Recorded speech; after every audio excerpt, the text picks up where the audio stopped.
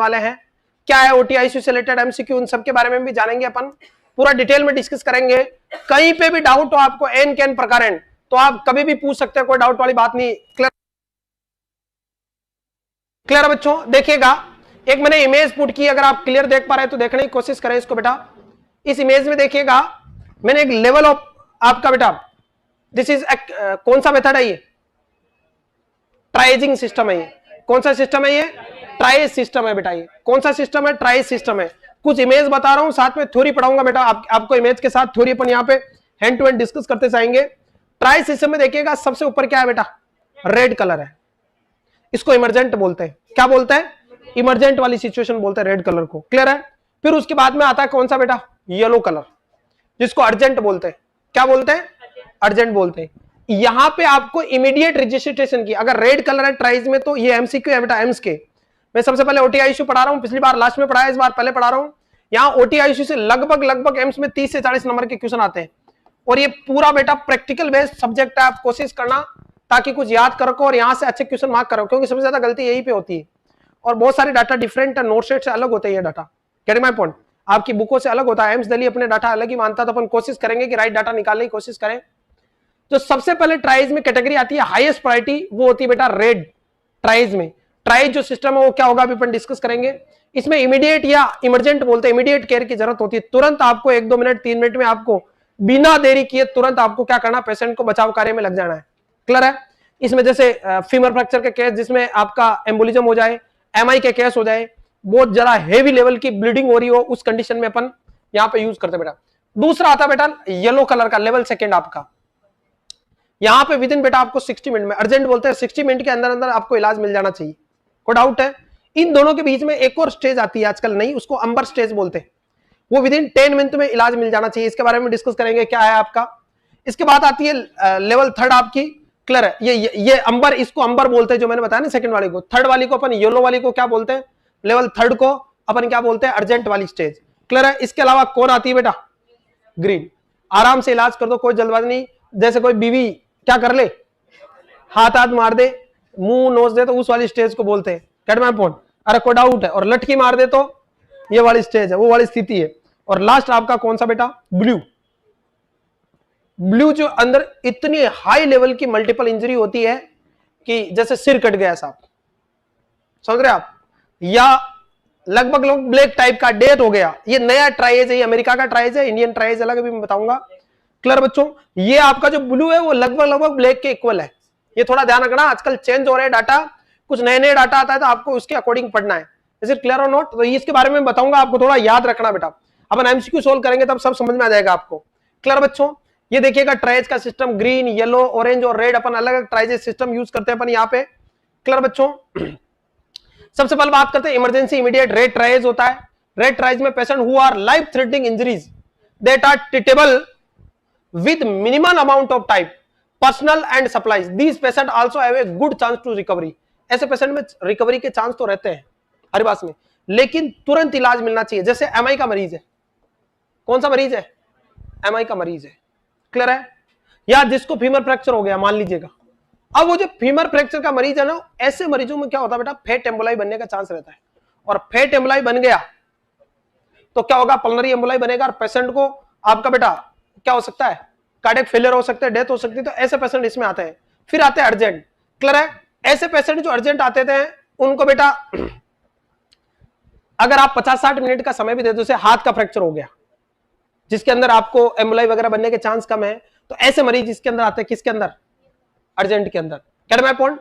Delayed के अंदर, green के अंदर, जिसमें हल्का सा थोड़ा सा आपका घाव बन गया है, ज्यादा ब्लीडिंग नहीं है, केवल पट्टी करने से काम हो जाएगा आराम से, कोई दिक्कत वाली बात नहीं है। क्लियर बच्चों? क्लियर बेटा? एक्सपेक्टेंट, एक्सपेक्टेंट वो होते बेटा मल्टीपल डीएसलेशन होता है। जैसे बहुत ज्यादा सिर फूट गया लेकिन अभी भी सांसें चल रही है, लेकिन तुम कितना भी उपाय करो बचना मुश्किल होगा मरीज का, वो आते हैं। और एक लास्ट होता है ब्लैक, जिसमें फाइनली डेथ ही हो चुकी है। फाइनली क्या हो चुकी है? डेथ ही हो चुकी है। वो किस में जाएंगे? अब बिल्कुल सांस नहीं है, वो तो किस में जाएंगे? ब्लैक में। उनको तो मर गए, उनको तो बाद में उठाएंगे अपन, पहले जिंदा उनको तो संभाले। यहां पे इतनी सीवियर इंजरी हो गई है कि मेडिकल रिसोर्सेज आप अवेलेबल भी कराओ ना तो भी बचना मुश्किल है। मेरी बात समझ रहे? तो भी बचना क्या है? मुश्किल है। Get my point? जैसे कंजस्टिव हार्ट फेलियर हो गया, अब आपका पॉसिबल नहीं है। कोई डाउट है? या पूरा ब्रेन बिखर गया और थोड़ी सांसें चल रही है, उस स्थिति को किस में लाते हैं अपन? ब्लू में। और अगर मर ही गया तो ब्लैक में जाएगा। ये थोड़ा आसपास का वैल्यू है। क्लियर बच्चों? तो यहां अपन बात करते हैं इनके बारे में, इनके बारे में अपन डिटेल में पढ़ेंगे। कुछ इमेजेस आपको नहीं दिख रही है तो नीचे डिस्क्रिप्शन में पीडीएफ डाल दूंगा बेटा, वहां से दिख जाएगा आपको, डोंट वरी। तो इमरजेंसी नर्सिंग की शुरुआत करते बेटा, यहां से लगभग ये जो जितनी भी 10-12 क्लास होगी, यहां से लगभग 30-40 नंबर के क्वेश्चन बनेंगे। चलेगा, शुरुआत करते हैं। कुछ वीडियो बेस पढ़ेंगे अपन, मजा आ जाएगा आपको। कुछ थ्योरेटिकल पोर्शन अपन यहाँ पे डिस्कस करने वाले हैं। शुरू करें। चलेगा, पहला क्वेश्चन आपकी स्क्रीन पे बेटा, थोड़ा जूम आउट कर देता हूं मैं इसको। पहला क्वेश्चन आपकी स्क्रीन पे बेटा, चलिएगा। पहला क्वेश्चन क्या कह रहा है? Which of following category for a patient with stable obesity but need observation and investigation? बताइए बच्चों। पहला क्वेश्चन आपकी स्क्रीन पे दिखाई दे रहा है आपको? कोई बात नहीं, मैं बोल रहा हूं, अगर दिखाई नहीं दे रहा तो बेटा, which of following category for a patient with stable ABCD, airway breathing circulation, उसका क्या है बेटा? और D4, यहां पे D4 वैसे मैनेजमेंट में डिसेबिलिटी लिमिटेशन बोलते हैं, पर यहां पे डिफिबिलिटी भी बोलते हैं, लेकिन ट्रॉमा के केस में D4 क्या होता है? Disability limitation. Disability limitation, for example किसी का सर्वाइकल फ्रैक्चर हुआ आपका, अब तुम उसको ज्यादा ही ला रहे हो तो पूरा फ्रैक्चर और क्या हो जाएगा? रेस्पिरेटरी फेलियर हो जाएगा, फ्रेंडिंग नर्व डैमेज होने से। तो उस स्थिति में अपन स्पाइन बोर्ड यूज करते हैं, पेशेंट को शिफ्ट करने के लिए लोगरोल टेक्निक यूज करते हैं, समझ रहे आप? ये सब D4 डिसेबिलिटी। ट्रॉमा के केस में D4 क्या होता है? पहला क्वेश्चन लिख लीजिएगा आप। ट्रॉमा के केस में D4 क्या होता है? Disability limitation. पहला क्वेश्चन तो ये लिख लेना बेटा आप। और एम्स का बेटा ट्रॉमा सेंटर का बहुत बड़ी वैकेंसी आती है, तो ट्रॉमा से रिलेटेड क्वेश्चन आता है। ट्रॉमा और आईसीयू पढ़ा रहा हूं आपको, critical care emergency, very very important. तो D4 यहां पे ट्रॉमा वाले केस में अगर एबीसीडी फॉलो कर रहे हो ना, तो D4 क्या होता है? डिसेबिलिटी। जबकि सीपीआर में D4 क्या होता है? डिफिब्रिलेटर। तो दोनों चीज अलग है, थोड़ा ध्यान रखना। वैसे क्लियर और नॉट? अरे कोई डाउट है बच्चों? क्लियर बच्चों? तो यहां कह रहा है कि अगर पेशेंट को देखिएगा, स्टेबल पेशेंट है, एबीसीडी स्टेबल है, लेकिन कुछ ऑब्जर्वेशन और इन्वेस्टिगेशन की जरूरत है। कुछ ऑब्जर्वेशन और किसकी जरूरत है? इन्वेस्टिगेशन की जरूरत है। तो ऐसे मरीज किस कैटेगरी में जाएंगे बेटा? येलो कैटेगरी में जाएंगे। ऐसे मरीज किस कैटेगरी में जाएंगे आपका? क्लियर बेटा? This is the part of triage. पहली बात तो ट्राइएज क्या होता है? ट्राइएज का मतलब क्या होता है बेटा? ट्राइएज का मतलब होता है टू सॉर्टिंग, या मैं कह सकता हूं, यह भी क्वेश्चन आ चुका है, टू कैटेगराइज। टू सॉर्टिंग या to categorize, very very important. Clear बच्चों?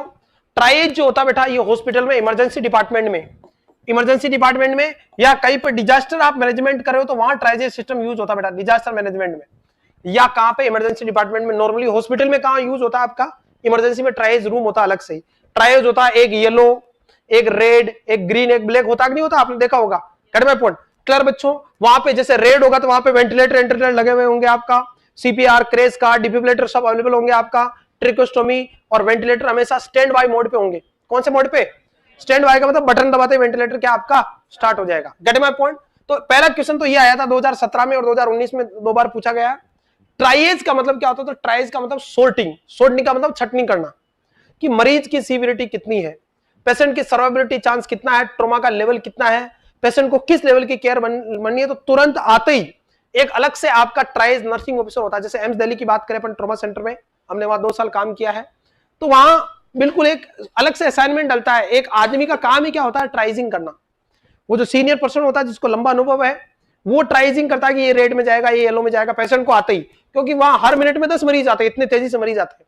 क्लियर? और एकदम, और मान लो कहीं पे डिजास्टर की सिचुएशन तो एकदम बहुत सारी कैजुअलिटीज आती है, तो उस स्टेज में मरीजों को अलग अलग छांटना जरूरी हो जाता है, वरना काम का क्या होगा? होच पोच होगा, काम दिक्कत हो जाएगी काम करने में। तो यहाँ पे ट्राइज का मतलब क्या होता है? टू सॉर्टिंग या कैटेगराइज बेटा। क्लियर है? ट्राइज के अंदर अगर बात करें अपन बेटा, ट्राइज को अपन अगर यहाँ क्लासिफाई करें तो जो ट्राइज है वो कई तरह का होता है। देखना आप, ट्राइज में अपन अलग अलग प्रायोरिटी रखते हैं बेटा। ट्राइज में सबसे जो इंपॉर्टेंट होता है, क्लियर, जो सबसे सीवियर माना जाता है वो रेड होता है बेटा। ट्राइज में सबसे इंपॉर्टेंट और सबसे सीवियर कौन होता है? रेड। क्लियर बच्चों? इसको इमरजेंट भी बोलते हैं बेटा। अरे क्या बोलते हैं? इमरजेंट बोलते हैं। क्लियर बेटा? आरी बात में ट्रीटमेंट विदाउट एनी डिले, बिना किसी डिले किए तुरंत ट्रीटमेंट देना किसमें आता है? हर बात में। और यहां पे सर्वाइवबिलिटी चांस होगा, अगर आप इलाज दे दिया तो मरीज बच जाएगा, यहां पे इलाज हो गया। तो इसमें और ग्रीन में अंतर क्या है, वहां बचने के चांस नहीं है, वहां डीएनए टाइप की सिचुएशन होगी, do not resist it. Get my point? जैसे हेड आधा कट गया, अरे सिर क्या हो गया, आधा कट गया। अब आप मान लीजिएगा अगर हॉस्पिटल में है तो फिर भी ठीक है, उसको बचने के चांस है, लेकिन डिजास्टर है, तूफान आया, टाइड आया, उसके अंदर लकड़ी का टुकड़ा गिरा, सिर आधा कट गया, अब वहां हॉस्पिटल है क्या, उसको बचाओगे कि नॉर्मल आदमी को? वो तो वैसे मरेगा, 10-15 मिनट नहीं मिलेगा। तो अगर बचने के चांस नहीं है और सीवियर इंजरी और थोड़ी बहुत सांसें चल रही तो वो ब्लू में चला जाएगा। किस में चला जाएगा? ब्लू में। अगर मरी गया तो किस में चला जाएगा? ब्लैक में। लेकिन अगर यहाँ सर्वाइबिलिटी चांस अच्छे, फॉर एग्जाम्पल देखना, हेड इंजरी हो गई आपकी, आरे पास में ब्लीडिंग हो रही है, आपका एमआई का अटैक आया, ये सब किस में आएंगे? अरे किस में? रेड में, इमरजेंट। ज्यादा एमआई में डिले नहीं कर सकते, एक आध मिनट ज्यादा, 6 मिनट से ज्यादा डिले हो गया तो कार्डियक इरिवर्सिबल चेंजेस हो गया, अपन पढ़ते कि नहीं पढ़ते? तो ये आपका हेड इंजरी होगी, ब्लीडिंग एमआई हो गया, या फ्रैक्चर हो चुका है और फेट एम्बोलाई बन चुका है। क्या बन चुका है? फेट एम्बोलाई बन चुका है। ऐसी सिचुएशन में आपको बेटा क्या है? अरे क्या है? क्लियर बच्चों? इसके अलावा ब्लीडिंग हो रही है, मैसिव ब्लीडिंग, नॉर्मल ब्लीडिंग नहीं, कैसी? Massive bleeding. ब्लीडिंग को रोकना भी जरूरी है, वरना हाइपोवोलेमिक शॉक के अंदर, हेमरेजिक शॉक में जाके आगे पर्सन की डेथ हो सकती है। तो ये किस में आते हैं? इंटरनल एक्सटर्नल कोई सी भी हो, लेकिन मैसिव, रैपिडली वाइटल्स क्या हो रहे हो? फॉल हो रहे हो। उस स्थिति में किस में रखेंगे अपन इसको?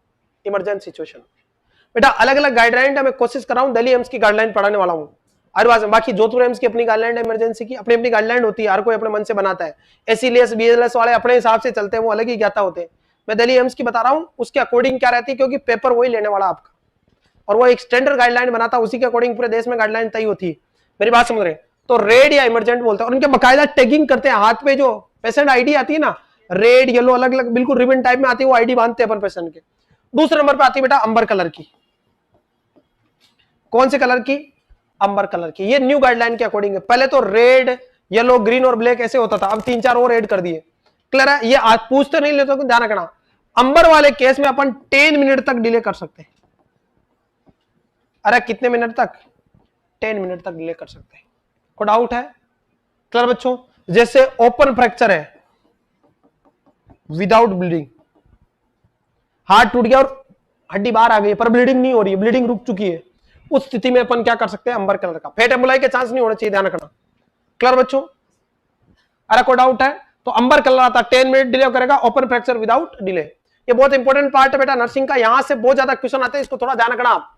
क्लियर बच्चों? यही से आपके क्वेश्चन बनते हैं। अपनी एनर्जी को मेंटेन रखिएगा, रटने से सिलेक्शन नहीं होगा। थैंक यू सो मच, 700 से ज्यादा लोग लाइव है बेटा, लव यू ऑल। क्लियर है? मुझे पता है कि लाइव क्यों, क्योंकि पिछली बार 7 दिन जो क्लासेस देखी जिन्होंने, उनमें से हजारों लोगों का सिलेक्शन हुआ। क्लियर है? तो बने रहिएगा आसानी के साथ बेटा, 1 महीने का समय है, लालच छोड़ के पहले तो एडमिशन लो ताकि मेन डाटा मिल सके, क्योंकि सारा मैं यूट्यूब पे नहीं पढ़ाने वाला हूं। इस बार केवल 1 या 2 डोमे यूट्यूब पे होंगे, बाकी सब क्लासें लाइव होगी। क्लियर बच्चों? नेक्स्ट देखिएगा, बाकी सब ऐप पे होगी, शिवांगी नर्सिंग एकेडमी के ऐप पे। अंबर कलर का आपका बेटा 10 मिनट तक डिले कर सकते हैं। ये न्यू गाइडलाइन के अकॉर्डिंग है, 2018 की अपडेट गाइडलाइन है। क्लियर बच्चों? और ध्यान रखना, ये कई बुकों में नहीं दे रखा, ध्यान रखना। और ये स्लाइड वालों के बस की बात नहीं है पढ़ाना बेटा, ध्यान रखना, ये केवल गवर्नमेंट एम्प्लॉय पढ़ा सकता है। ठीक है ना? नेक्स्ट देखिएगा, उसके बाद आते हैं अपन कौन सी? येलो। अरे ये कौन सी है? येलो। येलो को अपन दूसरा नाम क्या देते हैं? अर्जेंट। अरे येलो को क्या नाम देते हैं अपन बेटा? अर्जेंट भी बोलते हैं येलो को। येलो को क्या बोलते हैं अपन? अर्जेंट बोलते हैं बेटा। इज इट क्लियर और नॉट बेटा? अरे येलो को क्या बोलते हैं? अर्जेंट बोलते हैं। क्लियर है? क्लासें अच्छी लग रही तो बेटा वीडियो को लाइक और शेयर करें। क्लियर बेटा? नेक्स्ट देखिएगा, और इस तरह से पढ़ोगे तो कोई माइक का लाल या कोई माइक की लाली आपका सिलेक्शन नहीं रोक सकते। Gate my point? तो येलो अर्जेंट आता बेटा, यहां पर आप 60 मिनट तक डिले कर सकते हो मरीज को। अरे कितने मिनट तक? 60 मिनट तक आप पेशेंट को क्या कर सकते हो? डिले कर सकते हो। किसके अंदर? येलो में, 1 घंटे तक। फॉर एग्जाम्पल आपका फ्रैक्चर हुआ है या घाव बन गया मान लो डीप, लेकिन ब्लीडिंग रुक गई है। कई बार होता ना, जैसे कुल्हाड़ी की लग गई या सिर में चोट लग गई है, पेशेंट नॉर्मल बैठा है, आरी बास में पेशेंट क्या बैठा है? नॉर्मल बैठा, और माइल्ड इंजरी, ब्लीडिंग रुक गई है, तो घंटा पर बिठा सकते हो भाई, सूचरिंग करनी है तो आप क्लियर बच्चों, वो केस किस में आते हैं, येलो एडजेंट में। पर जिसमें mild head injury, severe head injury किस में चले जाएगी, हाँ क्लियर बच्चों, और बहुत ज्यादा सीवियर है कि बचना मुश्किल है, सिर खुल गया पूरा, आरिवास में चॉकलेट बाहर आ गया, ब्रेन का चॉकलेट, उस स्थिति में आप किसमें रखोगे उसको, ब्लू में, और अगर डेथ होगी तो किसमें जाएगा, क्लियर बच्चों। तो येलो अर्जेंट आपका 60 मिनट तक आप क्या कर सकते हो, केस को डिले कर सकते हो, क्लियर बच्चों। नेक्स्ट आता है येलो के बाद ग्रीन, कौन सा बेटा, और इस येलो में बेटा, येलो में इस तरह की इंजरी, थोड़ा बहुत ब्लीडिंग पहले हुई होगी, तो फर्दर बेटा ऑब्जर्वेशन और इन्वेस्टिगेशन की क्या रहती है जरूरत, यहाँ पे सीबीसी कराओ, एक्सरे कराओ, फ्रैक्चर एक्सरे के रिस्क, दूसरे आपका सीटी एमआरआई जो भी कराना है, जहां की इंजरी उसी हिसाब से। तो यहां पे बेटा पेशेंट स्टेबल होगा, लेकिन फर्दर इन्वेस्टिगेशन कराना जरूरी है ताकि कोई लेटर कॉम्प्लिकेशन ना हो। इज इट क्लियर और नॉट। नेक्स्ट देखिएगा, येलो के बाद आता कौन, ग्रीन। अरे कौन आता बेटा, ग्रीन। ग्रीन कलर जो है ट्राइवेज में वो किसको बताता बेटा, नॉर्मल, क्लियर है। ग्रीन जो है बेटा नॉन अर्जेंट बोलते हैं इसको। नॉन अर्जेंट का मतलब आराम से, कोई जल्दबाजी नहीं है, आया है चाय आई पी रहा मरीज, 2 बार बाहर जाके खाना भी खा के आ गया, फिर आके कहेगा इसके अंदर माइल्ड आपका लेसरेशन, माइल्ड लेसरेशन जैसे कुछ हुआ तो आपका स्क्रैचिंग हो गई, ब्लीडिंग नहीं हो रही है, वो केस किस में आते हैं, ग्रीन कलर में बेटा, हरे पास में, अरे हरा सिग्नल है ना, तो आराम से, कोई जल्दबाजी नहीं है। यहां आपका 120 मिनट तक डिले कर सकते हैं मरीज को, लगभग 2 घंटे या ज्यादा भी डिले कर सकते हैं according to situation. Is it clear और नॉट। अरे कोई डाउट है। नेक्स्ट देखिएगा, यहां तक किसी को डाउट हो बेटा चलेगा। नेक्स्ट देखिएगा, उसके बाद ग्रीन के बाद तो रेड हो गया, अंबर हो गया, येलो हो गया और ग्रीन हो गया, ये तो उसके बाद नेक्स्ट आता बेटा आजकल एक नया आया है ब्लू, इस पेन वाले कलर का ब्लू। ब्लू को अपन यूं कह सकते हैं कि डी कैपेसिटेड पेशेंट। कौन से पेशेंट आता है इसमें, डी कैपेसिटेड पेशेंट। इसके अंदर जैसे वेरी वेरी इंपोर्टेंट, जैसे हेड कट हो गया, हाफ हेड कट हो गया, हेड कट हो गया और अब बचाना नामुमकिन है, 2-5 मिनट जिएगा। वो कहते हैं ना, जब मूवी में देखा होगा हार्ट अटैक आ जाते हैं तो डॉक्टर कह देता है कि 10 मिनट की जिंदगी बची है, सेवा करो, वो सेवा करने वाली स्थिति थी है। फिर हीरो हीरोइन आते हैं, हाथ में हाथ रखते हैं और गले ले मिलते हैं, गिला सिकवा करते हैं, वो वाली सिचुएशन है। कौन सी, अरे कौन सी, हाँ बस अब जाने वाला है। कोई डाउट है, अरे समझ रहे हो। एक सेठ जी थे, कंजूस थे, भारी कंजूस थे, तो मरने वाले थे। तो उनका काफी मकान था, बड़ा कमरों वाला मकान था, जो सब में पंखे कूलर चलते रहते हैं। तो सेठ जी एक कमरे में थे और मरने वाले ही थे। तो सेठ जी मरते मरते सभी, जब कोई आदमी जा रहा होता तो सारी फैमिली इकट्ठा हो जाती है विदा करने के लिए उसको, हमारी बात में। तो उसने पूछा कि बड़ा बेटा कहाँ का, यही है, छोटा बेटा कहाँ का, यही है, और फलाने की बहू कहाँ का, यही है। तो कमबख्त तो सब, जब यही सब यहाँ, तो वहां पीछे कूलर पंखे क्यों चला रखे हमारी बात में। तो मरते मरते भी ऐसा हो जाता कई बार, क्लियर है। तो ब्लू जो है बेटा वो कैसा है, डिकैपेसिटेड है, हेड कट टाइप की इंजरी आती है, और एक फाइनली डेथ हो चुकी है, वो किस में जाएगा, ब्लैक में। ब्लैक किस में जाएगा, डेथ को बताता बेटा, डेथ वाले किस में जाएंगे, ब्लैक के अंदर। क्लियर बच्चों, कोई डाउट है। तो इस तरह से अपन कैटेगराइज करते हैं, red, amber, yellow, green, blue and black. Clear है, ये एक तरह से टर्मिनल स्टेज है। ब्लू वाला कभी भी ब्लैक में कन्वर्ट हो सकता है, मिनिमम सर्वाइवल चांस। कोई डाउट है, अरे आगे बढ़े बच्चों। नेक्स्ट देखिएगा, तो ये बात होगी किसके बारे में बेटा, ट्राइज के बारे में, और क्या क्या आपका कैटेगराइजेशन रहता है बेटा। क्लियर है बच्चों। नेक्स्ट देखिएगा, नेक्स्ट क्वेश्चन आपकी स्क्रीन पे, मिटा दूं ये, दूसरा क्वेश्चन आपकी स्क्रीन पे देखिएगा, मैं इसको जूम आउट कर रहा हूं आपके लिए। अरे यार,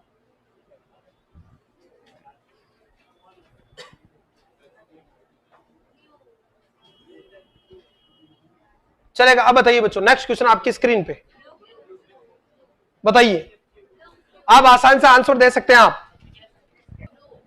क्या कह रहा है, triage category for decapacitated and multi lacerated patient या मल्टीलेटेड पेशेंट, यानी लगभग मौत होने वाली है। तो अभी जस्ट क्या अपने किस में रखेंगे उसको, ब्लू को।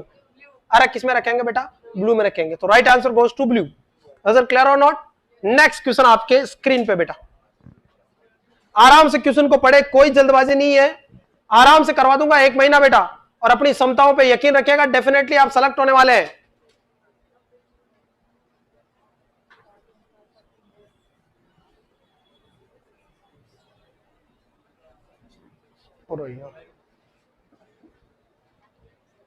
बताइए,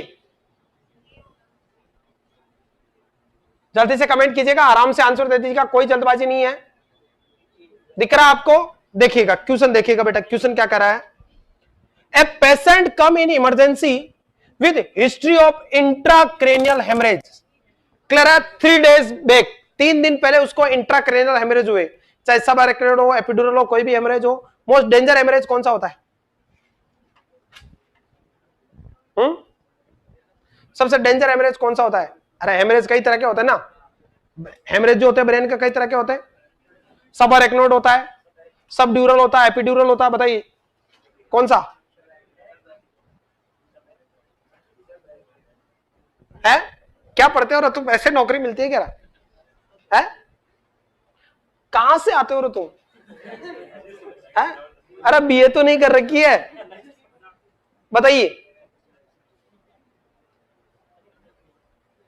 सबसे डेंजर होता कौन सा? ये ड्यूरामीटर, अरेक्नोइड और पायोमीटर। ड्यूरामीटर के ऊपर कौन सा होता है? एपिड्यूरल। क्यों? क्योंकि एपिड्यूरल जो हेमरेज होता है ना बेटा, वो आर्टरी के रप्चर की वजह से होता है। बाकी सब जगह वेन रप्चर होती है, लेकिन यहाँ कौन रप्चर होती है? आर्टरी। और ये सबसे डेंजर हेमरेज होता है एपिड्यूरल, क्योंकि प्रेशराइज आर्टरी रप्चर होती है, उसकी वजह से ब्लीडिंग ज्यादा होती है। और ब्लीडिंग होगी तो नीचे के ब्रेन के कंटेंट कंप्रेस हो गए, कोई ना कोई आपका मान लो वाइटल ऑर्गन का सेंटर कंप्रेस होगा तो डेथ भी हो सकती है। तो एपिडेमियल हेमरेज काफी डेंजर होता है, क्योंकि आर्टरी या कैपिलरीज के रप्चर होने से होते हैं। तो एक क्वेश्चन पूछ रहा है कि किसी पेशेंट को, अब यहाँ कोई एपिडेमियल हेमरेज की कंडीशन नहीं दी, इसने कुछ नहीं लिखा, इसने कहा कि 3 दिन पहले इंट्राक्रेनियल हेमरेज हुआ पेशेंट को। क्लियर बच्चों? Now patient is unconscious with GCS score. Patient क्या है? अनकॉन्शियस, पर जीसीएस स्कोर दिया E3 V3 M4। कौन सा? E3 V3 and M4। E3 का मतलब क्या है?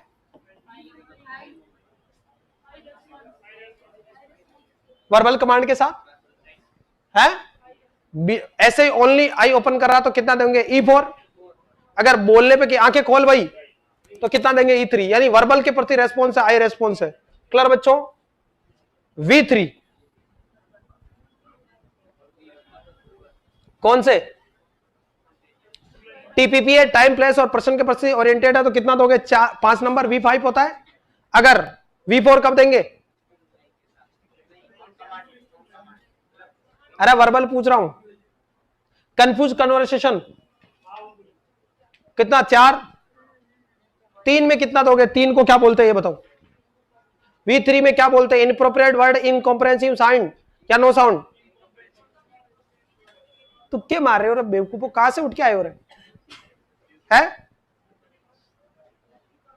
ये भी नहीं पता V3 कब बोलते हैं? कौन सा? एक तो होता वर्बल कमांड, मतलब टाइम, पर्सन और प्लेस के प्रति ओरिएंटेड है, तो कितना दोगे? आराम से बोल रहा तो V5 बोलोगे। V4 का बोलते हैं confuse conversation. V3 inappropriate word, और V2 इनअप्रोप्रिएट साउंड, और नो रेस्पॉन्स V1। V0 होता ही नहीं है, तो V3 हो गया। और नेक्स्ट क्या है? M4। M4 क्या होता है? M6 का मतलब फॉलो वर्बल कमांड। क्लियर है? आराम से हाथ पैर मार रहा है, उछल कूद मचा रहा है। क्लियर है? M5 कब दोगे? M4 बोल रहा हूं। M5 कब बोलते हैं ये बताइए? है वर्बल के साथ, और हाथ आसानी से किसको? कंधे को क्रॉस करेंगे। M4 कब बोलेंगे? वर्बल कमांड कर रहा है, लेकिन हाँ नॉर्मल फ्लेक्शन, लेकिन थाई से ऊपर हाथ नहीं जाएंगे। तो कुल मिला के जो जीसीएस को रहा 3, 3 और 4 कितना हो रहा है? 10। 10 किस में आता है?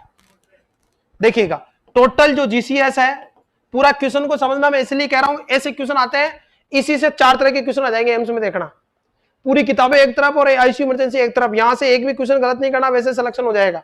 क्योंकि 70, 80, 90 क्वेश्चन तो ऐसे आते हैं कि तुम्हें नहीं भी आएंगे ना, तुम तुक्के मारोगे तो भी सही हो जाएंगे। ये वो क्वेश्चन है जो सिलेक्शन कराते हैं थोड़ा पढ़ने से। जीसीएस जो टोटल होता है बेटा कितना? 3 से 15 के बीच होता है। क्लियर बेटा? 3 अपन पैरामीटर देते हैं, आई ईवीएम मशीन, आई वर्बल और मोटर। क्लियर है? इसमें अपन ने क्या पढ़ा? 3 से 8 तक किस में आता है? अनकॉन्शियस में। किसमें? अनकॉन्शियस में। 9 से 12 सेमी कॉन्शियस और 13 से 15 कॉन्शियस, यही पढ़ते हैं। बताओ 10 आ रहा तो ये कैसा है? Semi conscious. कैसा है? सेमी कॉन्शियस है। 9 से 12 किस में आ रहा है? सेमी कॉन्शियस में आ रहा ना, तो ये किस में चला गया? सेमी कॉन्शियस में चला गया पर्सन। अब देखिएगा यहां भले ही अनकॉन्शियस लिखा, लेकिन जीसीएस को भी देखना, जीसीएस को देखना है। जीसीएस के अकॉर्डिंग कितना है? सेमी कॉन्शियस है, यानी थोड़ा बहुत कॉन्शियस है, थोड़ा बहुत अनकॉन्शियस है। Next, which airway device nurse should use to keep airway patent. Question को समझना, बहुत प्यारा क्वेश्चन है। किस तरह की airway device nursing officer use करेगा इस एयरवे को क्लीन करने के लिए? बताइए, एयरवे को पेटेंट रखने के लिए। क्वेश्चन मैंने पूरा समझा दिया, आप आंसर दे सकते हो। पेशेंट इंट्राक्रैनियल हेमरेज हुआ 3 दिन पहले, 3 दिन पहले की हिस्ट्री है, अनकॉन्शियस है, मतलब अभी जीसीएस कितना? 10 का मतलब अनकॉन्शियस टाइप का अनकॉन्शियस है, सेमी कॉन्शियस टाइप का। क्लियर है? अब तो कौन सी एयरवे डिवाइस यूज करेंगे एयरवे को पेटेंट रखने के लिए? बताइए,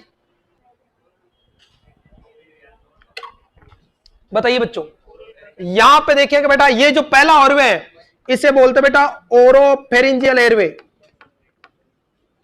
पहला जो एयरवे इमेज दी गई है, ये वाली इमेज नहीं दिख रही तो मैं समझा देता हूं, ये ओरोफेरिंजियल एयरवे की इमेज है, ओरोफेरिंजियल एयरवे। दूसरी जो ये है बेटा ईटी इंट्यूबेशन, ईटी ट्यूब है।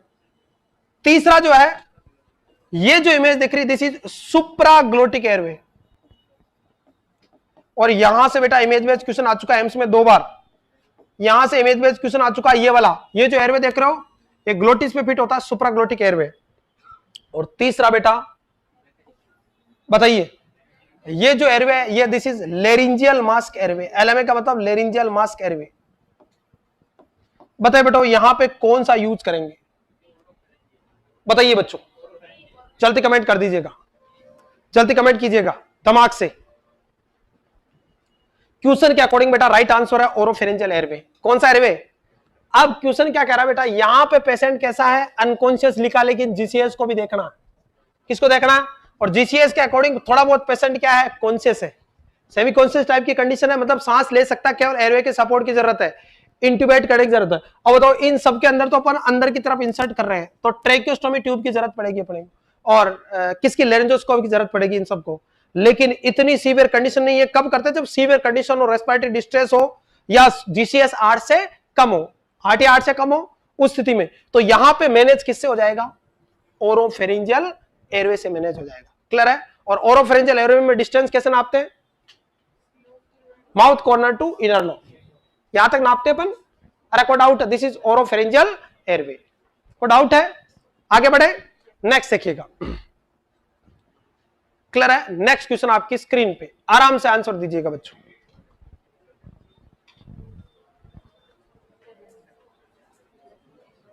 क्वेश्चन को पढ़ लो फिर आंसर दे दो, कोई जल्दबाजी नहीं है। बताइए, क्लियर दिखाई दे रहा है? जल्दी कमेंट कर दीजिएगा बच्चों।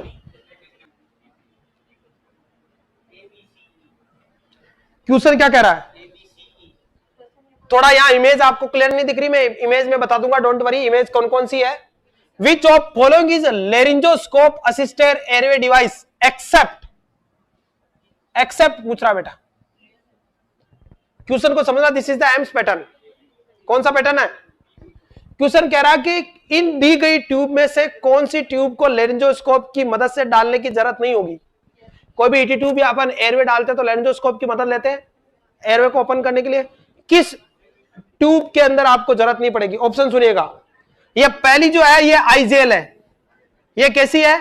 ये लेरिंजोस्कोप मास्क की तरह बेटा, या मास्क आता है जाके डायरेक्ट ही ये ट्रेकिया, ट्रेकिया में जाके ये फिट हो जाएगा इस तरह से। क्लियर है? दूसरा कौन सा है? LMA, laryngeal mask airway. Clear है? तीसरा है ट्रेकियोस्टोमी ट्यूब। कौन सी ट्यूब? चौथी ट्यूब दी गई है ईटी ट्यूब। कौन सी ट्यूब? और पांचवा दिएगा बेटा कॉम्बी ट्यूब। कौन सी tube? Combi tube. Is it clear और नॉट? कॉम्बी ट्यूब कैसी ट्यूब होती है देखना, इस तरह की डबल माउथ ट्यूब होती है बेटा। क्लियर है? यहां पे एक क्या होता है बेटा? अवरोधक होता है इसमें।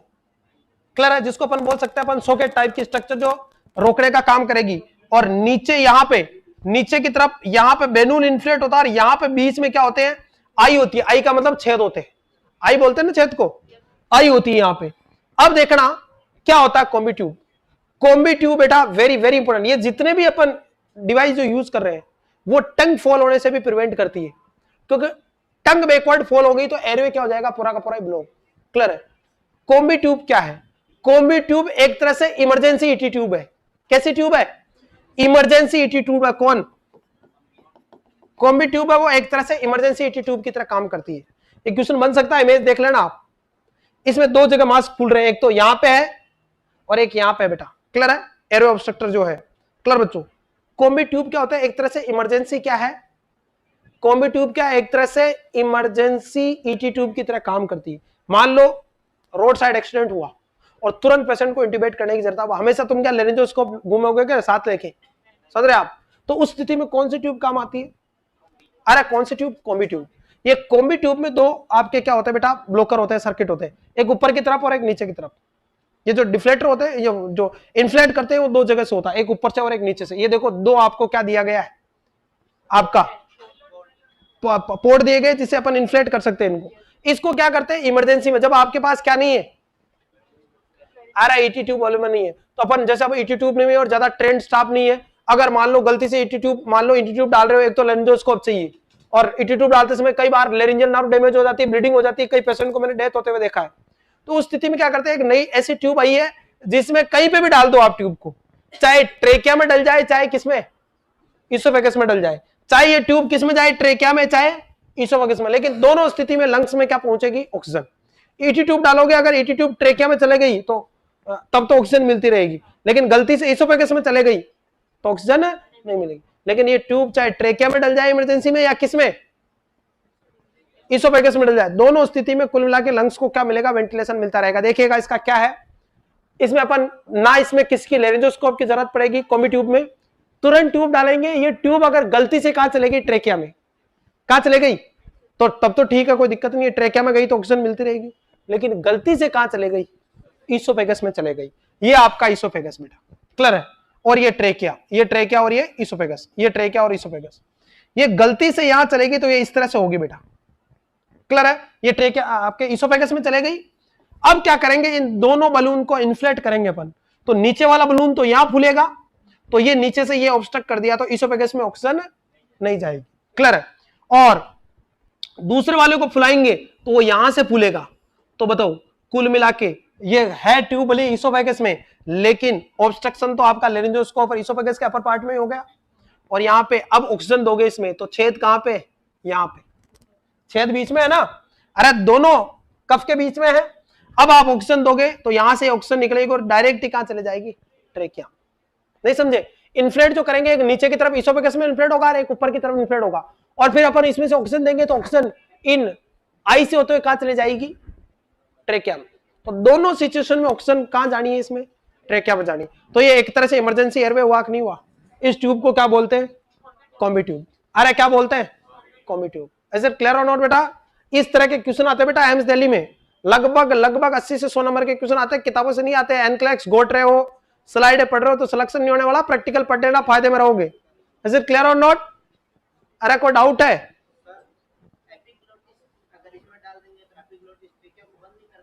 कौन सा, अबे कमबख्त नीचे रहेगी, ये अंदर तक जाएगी ना, तो यहां तक गई तो ये ट्रे क्या गया, यहां नीचे से ब्लॉक हो गया, ऊपर से ब्लॉक हो गया। अब ऑक्सीजन कहां जा रही है, ऑक्सीजन ट्यूब से जा रही है, ट्यूब से एपिग्लोटिस में, तो कहां चले जाएगी, एपिग्लोटिस कहां ब्लॉक हो रहा है, एपिग्लोटिस के ऊपर है ना बैलून। तो क्लियर है। अरे यहां तक को डाउट, इसे क्या बोलते हैं, कॉम्बी ट्यूब या इमरजेंसी ईटी ट्यूब भी बोलते हैं। बिना लेरेंजोस्कोप के इंसर्ट कर सकते हैं, कहीं पे भी जाए ऑक्सीजन कहां पहुंचेगी, लंग्स की तरफ जाएगी। क्लियर बच्चों, को डाउट है। अब ये कह रहा बच्चों कौन सा लेरेंजोस्कोप असिस्टेड डिवाइस नहीं है, एक्सेप्ट पूछ रहा, बताइए। क्लियर बच्चों, बताओ बताओ, जल्दी कमेंट कर दो। क्लियर बच्चों, बताइए कौन सा नहीं है, all assisted airway, laryngoscope assisted airway device except, बताइए बच्चों कौन सा नहीं है, कौन सा नहीं है बताओ। ए बी सी ई, ये चारों नहीं है बेटा, चारों हाँ एयरवे डिवाइस, सॉरी एक्सेप्ट पूछ रहा है ना, तो ये चारों नहीं है। कौन सी है केवल? ET tube. क्लियर बच्चों? कौन सी है? ET tube. कोई डाउट है? अरे आगे बढ़े, इसमें कोई डाउट लग रहा है क्या तुम्हें? मुझे लग रहा है।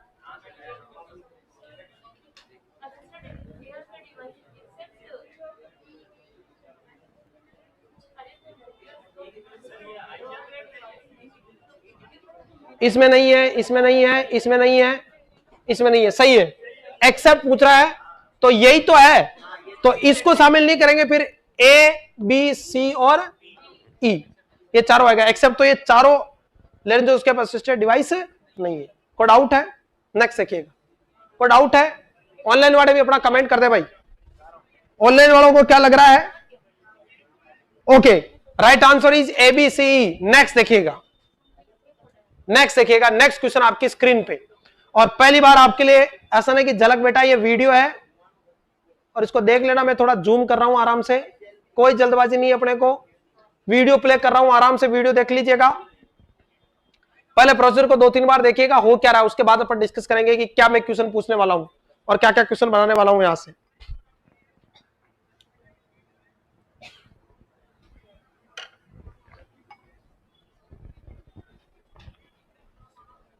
आराम से वीडियो देख लो, कोई जल्दबाजी नहीं है। ऐसा नहीं कि झलक सबसे अलग। थैंक यू बेटा।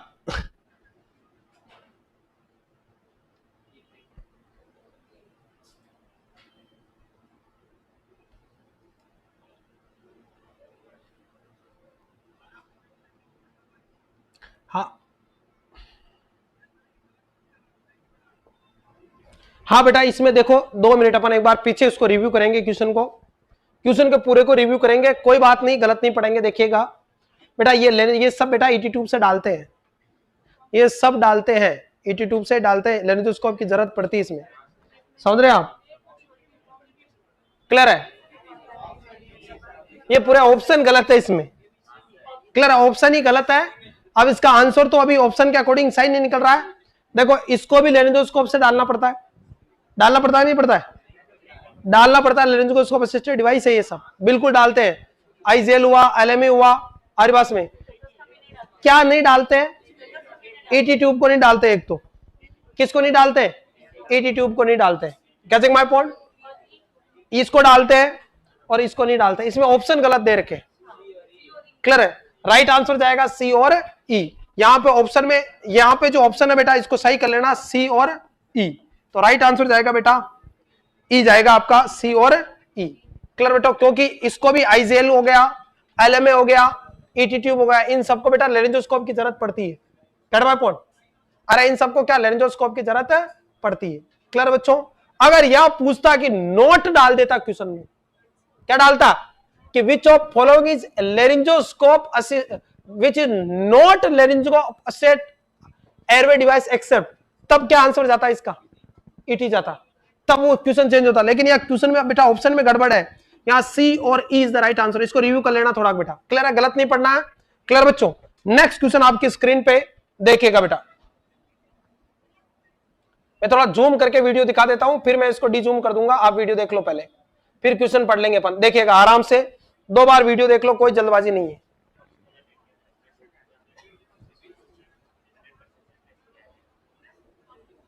देखिएगा, ये कौन सी टेक्निक यूज हो रही है? इसी ई और सी। अभी पढ़ेंगे इसके बारे में डिटेल में। समझ में आ रहा है? पूरा वीडियो देखिएगा बेटा, फिर अपन डिस्कस करेंगे, फिर डिस्कस करेंगे अपन। यहां पूरा वीडियो देख लो आप, और दिमाग से वीडियो को लाइक जरूर करें बेटा। अरे 1000 लोग देख रहे हैं, लाइक 600 ने किया, क्या हो रहा है बेटा?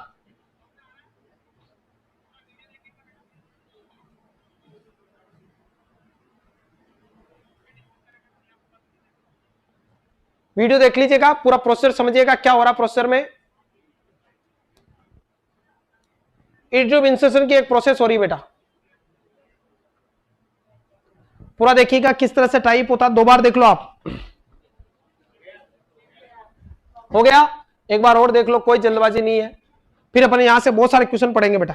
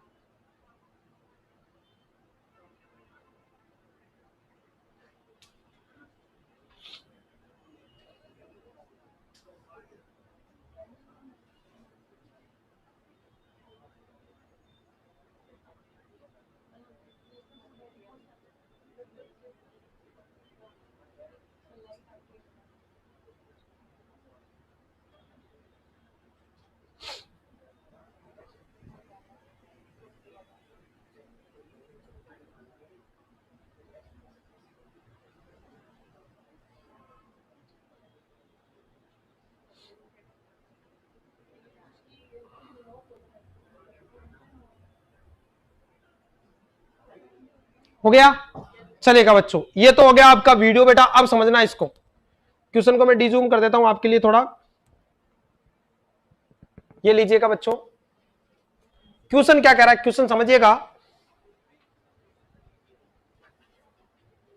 क्वेश्चन क्या कह रहा है, क्वेश्चन को समझिएगा। Which of following is necessary to make given procedure easier. बताओ ये जो प्रोसेसर दिया गया है, क्लियर बेटा, इस प्रोसेसर में बेटा क्या किया गया है, इस प्रोसेसर को इजी रखने के लिए क्या क्या नर्स की तरफ से कार्रवाई की गई है। यहां पे देखो, सबसे पहले पोजीशन पे ध्यान दो। किस पे ध्यान दो, यहां पोजीशन कौन सी दी गई है, स्नाइपिंग पोजीशन, ईटी ट्यूब डाल रहे हैं, या इसको रोज पोजीशन भी बोल सकते हैं। कौन सी पोजीशन, रोज पोजीशन। तो एक तो क्वेश्चन ये आता है, ईटी ट्यूब डाल रहे तो कौन सी पोजीशन दोगे, रोज पोजीशन। कौन सी पोजीशन, रोज पोजीशन। दूसरा, साथ में क्या कर रहे हैं, क्रिकॉर्ड प्रेशर डाल रहे हैं। क्या डाल रहे हैं, और ये जो है बेटा ये क्या है बताऊं, ये क्या है, एपिग्लोटिस है बेटा। अरे एपिग्लोटिस ओपन हो रहा है ना वोकल कॉर्ड का, क्लियर बच्चों, गेट माय पॉइंट। तो यहां से कई बार ये इमेज बेस्ड क्वेश्चन भी आ जाता है। यहां पे ये क्या है, ईटी ट्यूब इंसर्ट कार्य की जा रही है स्ट्राइल टेक्निक से बेटा, क्लियर है।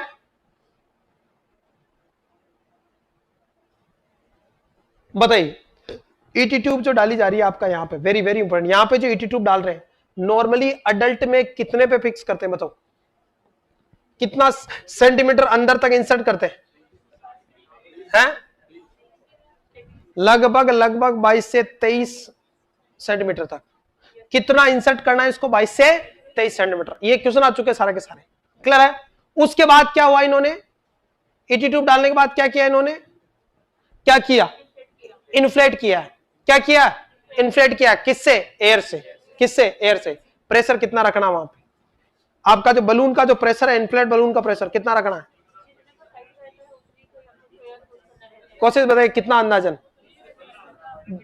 लगभग 20 से 25 mm पे एच,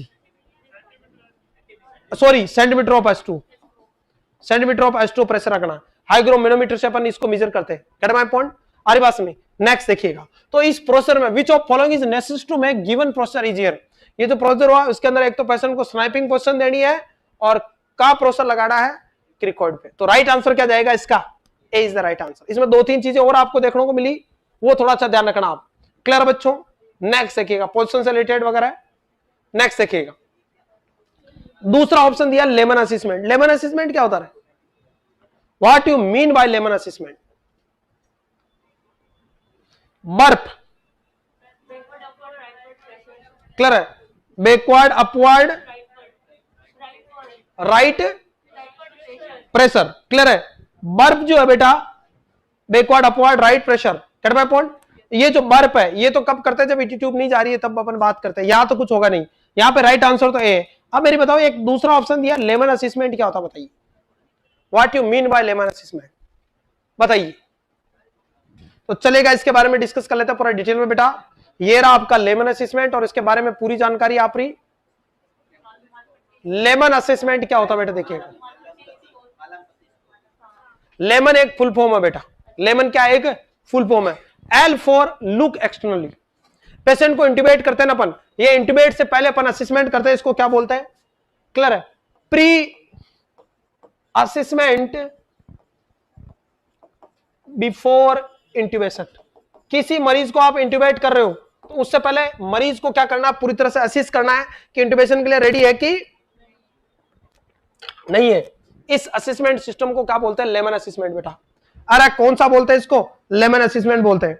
इज इट क्लियर और नॉट, अरे बोलिए बच्चों, क्या बोलते हैं इसको, लेमन असेसमेंट बोलते हैं। अब देखिएगा, क्लियर है, इसमें लेमन में एल फॉर सबसे पहले लुक एक्सटर्नली, सबसे पहले बाहर से पर्सन की आपको माउथ की और ओरल जो एयरवे उसकी कंडीशन देखनी। कई बार क्या होता है, फ्रैक्चर होता है और फ्रैक्चर इतना खतरनाक होता है कि आप एयरवे नहीं लगा सकते हो, एक्सीडेंट वगैरह के केस है। तो सबसे पहले एल फॉर क्या करना, आपको लुक एक्सटर्नली देखना कि इंट्यूबेशन होने लायक नहीं है, या किसी को ट्राइसमस हो रहा है, जाल हो रहा है, सीजर आ रहे, उस स्थिति में इंट्यूबेट कर पाओगे क्या, नहीं कर पाओगे। तो सबसे पहले एल फॉर लुक एक्सटर्नली, बाहर से अच्छे से आपको असिस्ट करना है। इज इट क्लियर और नॉट बेटा, यस बेटा, पढ़ते रहिएगा, अभी भी बहुत पर्याप्त समय है, अपने आप पे यकीन रखिएगा, आप डेफिनेटली वो कर सकते हैं। बिकॉज जितना समय आपको पढ़ने को मिल रहा है ना, उतना जो लगेगा ना उसको भी इतना ही समय मिल रहा है। सभी को 1 महीने का समय मिला तो मेहनत करते रहेगा, अपनी अपनी समताओं पे यकीन रखिएगा, डेफिनेटली आपके सपने पूरे होंगे बेटा। नेक्स्ट दूसरा, E for evaluate the rule 333। यहां पे कौन सा रूल असिस्ट करेंगे? 333 इवेल्युएट करना। 3 का मतलब देखिएगा, आपके जो दोनों दांत है ना उनके बीच में ईटी ट्यूब कब डलेगी? जब माउथ प्रॉपर ओपन होगा। तो दोनों दांतों के बीच में कितनी? 3 फिंगर की डिस्टेंस होनी चाहिए। अरे कितनी डिस्टेंस होनी चाहिए? 3 फिंगर की डिस्टेंस होनी चाहिए। क्लियर बेटा? इंसिजर टी should be at least 3 finger breadth. Clear है? तभी तो ट्यूब डाल पाओगे। दूसरा, distance between hyoid bone to chin should be 3 finger breadth. Clear है? ये चिन है और यहां पे टंग के पीछे हायोइड बीन है, तो यहां पे कितनी डिस्टेंस होनी चाहिए? कम से कम 3 सेंटीमीटर। तभी तो माउथ ओपन होगा, तभी तो माउथ क्या होगा? ओपन होगा। और तीसरा, distance between thyroid notch and floor of the mouth should be at least 2 finger breadth. Clear बेटा? थायराइड नोच और माउथ, ये थायराइड की नोच है और ये माउथ के बीच में ये जो दूरी है कितनी होनी चाहिए? कम से कम अरे कितनी होनी चाहिए? 2 फिंगर की ब्रीथ होनी चाहिए, तभी तो ओपन करेगा, तो यहां से टकराव नहीं होगा। तो ये इसको रूल क्या बोल देते हैं? 332 रूल। तभी आप इंटीमेट कर पाओगे प्रॉपर माउथ ओपनिंग के लिए। क्लियर बच्चों? नेक्स्ट देखिएगा बच्चों, उसके बाद क्या आएगा? LEM, एम फॉर मालपत्ती क्लासिफिकेशन बेटा। अरे कौन सा क्लासिफिकेशन? मालपत्ती क्लासिफिकेशन। देखिएगा बेटा, मालपत्ती असेसमेंट क्या होता है? मालपत्ती असेसमेंट, इसको देखिएगा। मालपत्ती, श्री मालन मालपत्ती एक डॉक्टर थी, उन्होंने बेटा इंट्यूबेशन को, इंट्यूबेशन होगा कि नहीं होगा, क्या चीज? ये एक इंट्यूबेशन असेसमेंट स्कोर है। इंट्यूबेशन असेसमेंट स्कोर है कौन सा? अरे कौन सा बेटा? मालपत्ती क्लासिफिकेशन। क्लियर? किसी मरीज को एनेस्थीसिया देने के बाद इंट्यूबेशन के लिए रेडी है कि नहीं है, उसको देखने के लिए अपन क्या करते हैं? एक क्लासिफिकेशन देखते हैं, उसका नाम है मालपत्ती क्लासिफिकेशन। कौन सा? मालपत्ती। इसमें क्या करते हैं? पेशेंट को एनेस्थीसिया दिया, मान लो क्या दिया? एनेस्थीसिया देने के बाद कई बार एनेस्थीसिया बहुत ज्यादा हाई डोज में चला जाता है, और एनेस्थीसिया हाई डोज में चला गया तो एपिग्लोटिस और टंग वगैरह क्या होगी? पैरालाइज, और टंग फॉल हो जाएगी, टंग पीछे की तरफ फॉल हो जाएगी, तो एयरवे ऑब्स्ट्रक्ट हो जाएगा, ट्यूब डालना भी क्या हो जाएगा? मुश्किल। तो एनेस्थीसिया देने से लेके पेशेंट पैरालिसिस होने के बीच में जो थोड़ा समय होगा, धीरे धीरे मसल्स पैरालाइज होगी, उस दौरान आपको तुरंत मरीज को क्या करना है? इंट्यूबेट करना है। तो इंट्यूबेट करते समय अपने को सबसे पहले आपको माउथ की स्थिति देखनी है। अगर उसका सॉफ्ट पैलेट, ऊला, फोसस और आपके पिलर्स विजिबल है, इसका मतलब ये फर्स्ट है, और सॉफ्ट पैलेट, ऊला और फीसेस विजिबल है तो सेकंड स्टेज है। यानी माउथ इतना प्रॉपर खुल रहा है कि ऊला आपको क्या हो रहा है? विजिबल हो रहा है। इसका मतलब उस समय तक आप आसानी से एटी ट्यूब क्या कर सकते हो? इंसर्ट कर सकते हो। तो फर्स्ट और सेकंड स्टेज में आप क्या कर सकते हो? ट्यूब इंसर्ट कर सकते हो।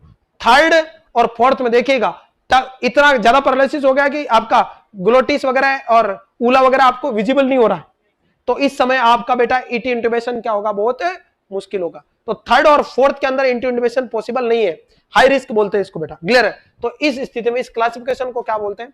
मालमपत्ती क्लासिफिकेशन। कौन सा बेटा? मालमपत्ती क्लासिफिकेशन। क्लियर बच्चों? क्लियर है बच्चों? नेक्स्ट देखिएगा, नेक्स्ट देखिएगा बच्चों, उसके बाद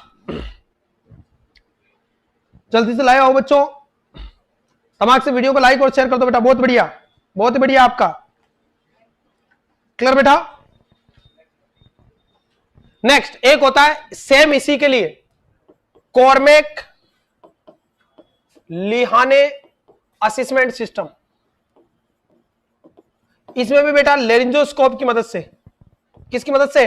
लेरिंजोस्कोप की मदद से अपन असिस्ट करते हैं। इसमें भी 4 स्कोर मिलता है कि पर्सन को आप इंट्यूबेट कर पाओगे कि नहीं कर पाओगे।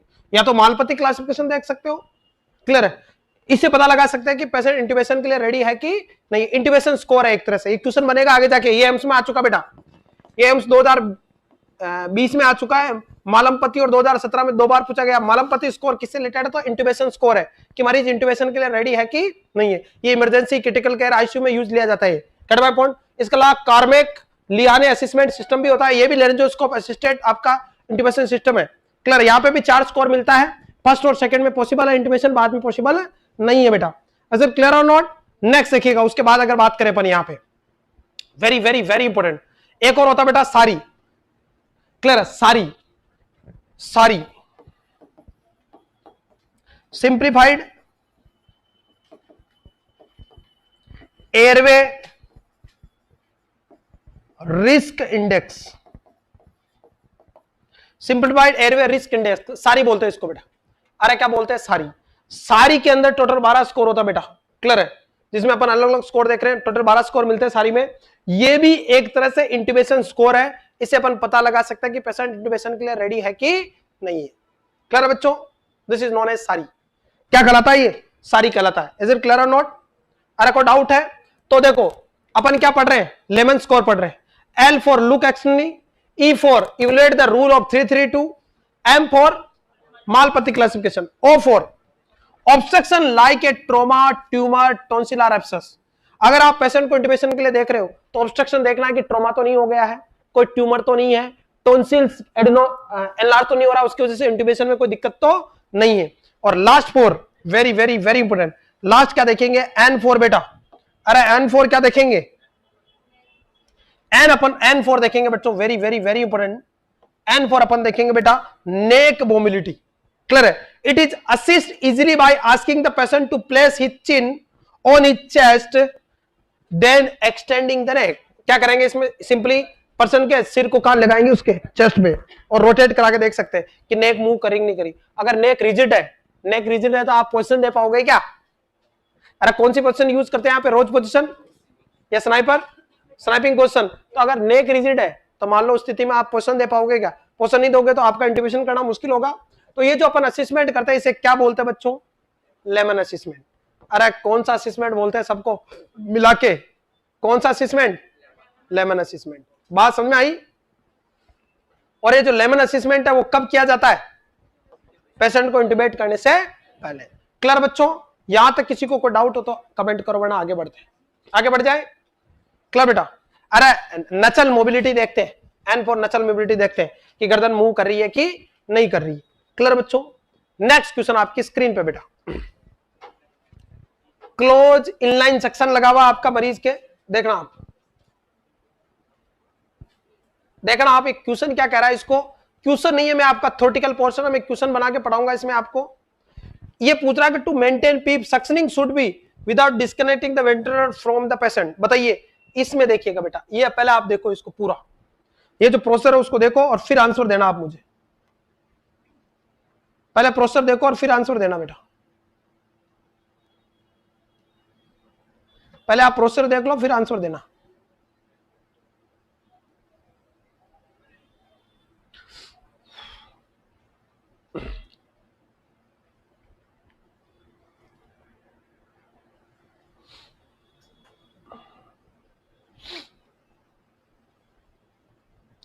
जैक स्पैरो, अच्छा कप्तान जैक स्पैरो यहां आया है। गुड मॉर्निंग बेटा।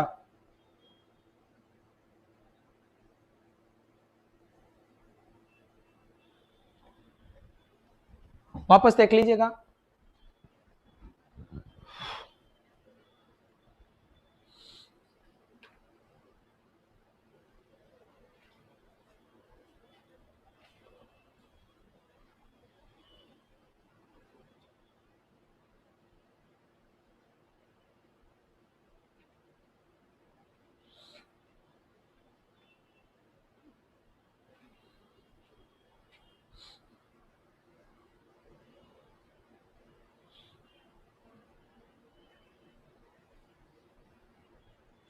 बताइए बच्चों, देखिएगा। To maintain PEEP suctioning should be done without disconnecting the ventilator from the patient. ये जो सक्शन किया गया कौन सा सक्शन है पहले तो ये बताओ बेटा। ये जो है बेटा this is the close suction. ये कैसा सक्शन है? क्लोज सक्शन है बेटा। और ये मैक्सिमम अपन कितने दिन तक रख सकते हैं? 72 आवर्स तक। एक क्वेश्चन ध्यान रखना, क्लोज सक्शन को हर 72 आवर्स में, मैकेनिकल वेंटिलेटर पेशेंट में अपन 72 आवर्स में चेंज करना है। क्लियर बच्चों? अगर विजिबली डर्टी है तो 24 घंटे में कर सकते हैं, लेकिन मैक्सिमम कितने? 72 आवर्स तक। कोई डाउट? सॉरी क्लोज वेंटिलेटर में 24 घंटे में बेटा, हर सुबह लगाते हैं इसको 24 आवर्स में, 24 टू 72 आवर्स तक, depend upon institutional protocol. AIIMS Delhi में 24 घंटे से करते हैं इसको प्रैक्टिकली। क्लियर बच्चों? ये जो क्लोज सक्शन है ये देखिएगा, इसमें पर्सन को पहले सक्शन करते हैं और फिर किससे? ट्यूब को अपन किससे? एनएस से क्या करते हैं? सक करते हैं, क्लीन करते हैं। इसमें एक चैम्बर होता है बेटा।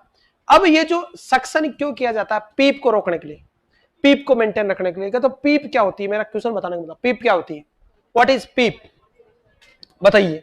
वीडियो आपने देख लिया, मैं इसको डी जूम कर देता हूं, ये इधर पटक दिया अपन ने, अब अपन पीप के बारे में जान लेते हैं। पीप क्या है, पीप क्या होती बताइए, what is pep?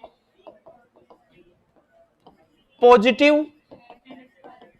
And expiratory pressure क्या कहलाती है? पीप कहलाती है। पॉजिटिव एंड एक्सपायरेटरी प्रेशर क्या कहलाती है बेटा? पीप कहलाती है। क्लियर है? अब तुम कहोगे कि ये होता, पर होता क्या है? जब पेशेंट इंस्पायरेट करता तो लंग्स में जब एक्सपायरेशन के बाद एलुलाई में जो प्रेशर बचता है उसे क्या बोलते हैं? पीप बोलते हैं। ये तुम्हारा लवली लंग्स है, देखना आप, कहना माय पॉइंट, ये आपके एलुलाई है। जब पर्सन अपनी सांस छोड़ देगा पूरी तरह से, तो जो लंग्स के अंदर जो प्रेशर बचा रहेगा, प्रेशर होना जरूरी है। अगर लंग्स में थोड़ी हवा या प्रेशर नहीं बची तो एलुलाई क्या हो जाएंगे? कोलैप्स। तो ये एक तरह का जो प्रेशर है वो टू प्रिवेंट लंग कोलैप्स, किसके लिए होता है? और ये बताओ, ये जो प्रेशर होता है ये किसके बाद होता है? एक्सपायरेशन के बाद, नॉट इंस्पायरेशन के बाद। किसके बाद? सांस, पर्सन ने सांस ली, ऑक्सीजन ली, लंग्स क्या हो गए? इन्फ्लेट, एलुलाई इन्फ्लेट हो गए, प्रेशर बढ़ गया। सांस छोड़ी तो एलुलाई से ऑक्सीजन क्या आ गई बाहर, तो एलुलाई क्या होंगे? प्रेशर कम होगा। एक्सपायरेशन के समय जो प्रेशर होता है वो उतना प्रेशर होना जरूरी है। अगर वो प्रेशर रिड्यूस हो गया तो एलुलाई क्या हो जाएंगे? कोलैप्स। कोलैप्स हो जाएंगे तो डेड स्पेस बन जाएंगे, ऑक्सीजन की कमी हो जाएगी बॉडी में। तो एलुलाई को प्रिवेंट को या लंग्स को कोलैप्स होने से बचाने के लिए, एटेलेक्टेक्सिस को, किसको रोकने के लिए? एटेलेक्टेक्सिस को रोकने के लिए अपन क्या करते हैं? अपन पीप मेंटेन रखना जरूरी है। कितना? अब पेशेंट मैकेनिकल वेंटिलेटर पे है तो आपको जो पीप रखनी है वो कितनी रखनी है? नॉर्मल पीप, अरे 10 कहां से आ गई? 5 सेंटीमीटर ऑफ S2। नॉर्मल जो पीप रखते हैं वो कितनी रखते हैं? 5 सेंटीमीटर ऑफ S2। पहला क्वेश्चन तो ये, ताकि positive end expiratory pressure maintain रहे, पेशेंट के लंग्स कोलैप्स ना हो। अजर क्लियर हो ना बेटा? अरे कोई डाउट है बच्चों? आगे बढ़े। अब ये तो हो गई नॉर्मल बात, ये पीप मेंटेन रहेगी तो एलुलाई आराम से जब एक्सपायरेशन करेगा उस समय एलुलाई क्या नहीं होंगे? कोलैप्स नहीं होंगे। अब देखिएगा बेटा, ये तो हो गई पीप की बात। क्लियर बच्चों? अब हाई पीप कब रखते हैं बताइए? हाई पीप है तब किसी को पल्मनरी ओडिमा है बेटा तो, अरे क्या है? पल्मनरी ओडिमा है, एक्यूट रेस्पिरेटरी डिस्ट्रेस सिंड्रोम है, सीवियर हाइपोक्सिया हो रखा मरीज को। अरे क्या हो रखा है? हाइपोक्सिया हो रखा पेशेंट को। क्लियर है? ऐसी कंडीशन में अपन क्या रखेंगे? वेंटिलेटर में हाई पीप मेंटेन करेंगे। हाई पीप की वजह से क्या होगा? आपके एलुलाई टू प्रिवेंट एटेलेक्सिस। वरना क्या होगा देखना, अगर तुमने पीप हाई नहीं रखी तो फ्लूइड भरा हुआ है, जब एक्सपायरेशन करोगे तो एलुलाई में प्रेशर पैसे कम, फिर फ्लूइड इनको दबाएगा तो एलुलाई क्या हो जाएंगे? कोलैप्स हो जाएंगे। क्या हो जाएंगे? कोलैप्स हो जाएंगे। तो जो हाई पीप रखते हैं उसका किस किस कंडीशन में? तो पल्मनरी ओडिमा में, एक्यूट रेस्पिरेटरी डिस्ट्रेस सिंड्रोम में, सीवियर हाइपोक्सिया के मरीजों में। इसका मकसद क्या? टू प्रिवेंट एलुलाई कोलैप्स या एटेलेक्सिस। एटेलेक्सिस का मतलब कोलैप्स हो एलुलाई। इज इट क्लियर और नॉट? यहां तक तो हाई पीप का मेंटेन करते हैं जब पेशेंट को क्या रखना है आपका? ये पल्मनरी ओडिमा हो, एआरडीएस हो, रेस्पिरेटरी डिफिकल्टीज हो, क्लियर बच्चों, हाइपोक्सिया वगैरह हो। अरे को डाउट? अब बताओ हाई पीप जब रख रहे हो आप तो इसका साइड इफेक्ट क्या? बताओ, मेरा क्वेश्चन ये है, मजा आ जाएगा आप बता दोगे। अरे बताओ भाई ऑनलाइन वालों, अरे बताइए बच्चों। यस, पहला जवाब सही है सुरेश चौधरी पटेल, थैंक यू बेटा। अरे कमबख्त तो हाई पीप रखेंगे तो प्रॉब्लम क्या होगी? तुम्हारा हार्ट क्या है? यहाँ पे मीडियम में सिचुएटेड एक ऑर्गन है। अब देखना आप हाई पीप रखोगे तो एलुलाई का प्रेशर क्या रहेगा? बढ़ेगा, तो लंग इन्फ्लेट होंगे। इन्फ्लेट होंगे तो किसको दबाएंगे? हार्ट को। हार्ट अगर कंप्रेस होगा तो कार्डियक आउटपुट क्या होगा? कम, और कार्डियक आउटपुट कम होगा तो हाइपोटेंशन होगा कि नहीं होगा? तो हाई पीप रखने का नुकसान क्या है? हाइपोटेंशन हो सकता है। ये क्वेश्चन आ चुका बेटा, छोटी छोटी बातें और सलेक्शन, ये क्वेश्चन आ चुका है। ऐसे क्वेश्चन पूछते हैं एम्स में, वो आपको यहां तक नहीं लपेटेगा, वो लपेटेगा और आगे तक। अरे कोई डाउट है बच्चों? चले आगे, अरे आगे बढ़े। नेक्स्ट देखिएगा पीप जो है बेटा, नेक्स्ट देखिएगा दूसरा होता है लो पीप। लो पीप का मतलब पॉजिटिव एंड एक्सपायरेटरी जो प्रेशर आपको लो रखना बेटा। कब रखना है? जल्दी कमेंट करो।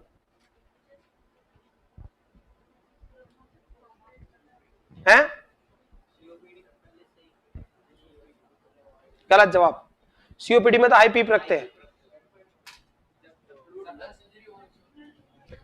चेस्ट इंजरी हो तब बेटा, एक तो चेस्ट इंजरी वाली सिचुएशन में लो पीप रखते हैं, या आपका बेटा very very important lungs problem without ARDS, ARDS नहीं हो, इतनी प्रॉब्लम नहीं हो, सीवियर प्रॉब्लम नहीं हो तब, या फिर चेस्ट इंजरी के केस में क्या रखते हैं, लो पीप रखते हैं बेटा। अरे कौन सी पीप रखते हैं, लो पीप रखते हैं बेटा। क्लियर बताओ। अब बताओ चेस्ट इंजरी है किसी को बेटा, ये तो पीप हो गई, पॉजिटिव एंड एक्सपायरी प्रेशर अपन पीप मेंटेन कर दें। अगर चेस्ट इंजरी है किसी को, क्या है चेस्ट इंजरी है, तो वेंटिलेटर को किस मोड पे चलाओगे आप? गलत जवाब। चेस्ट इंजरी है तो वेंटिलेटर का मोड बताओ बेटा जल्दी से।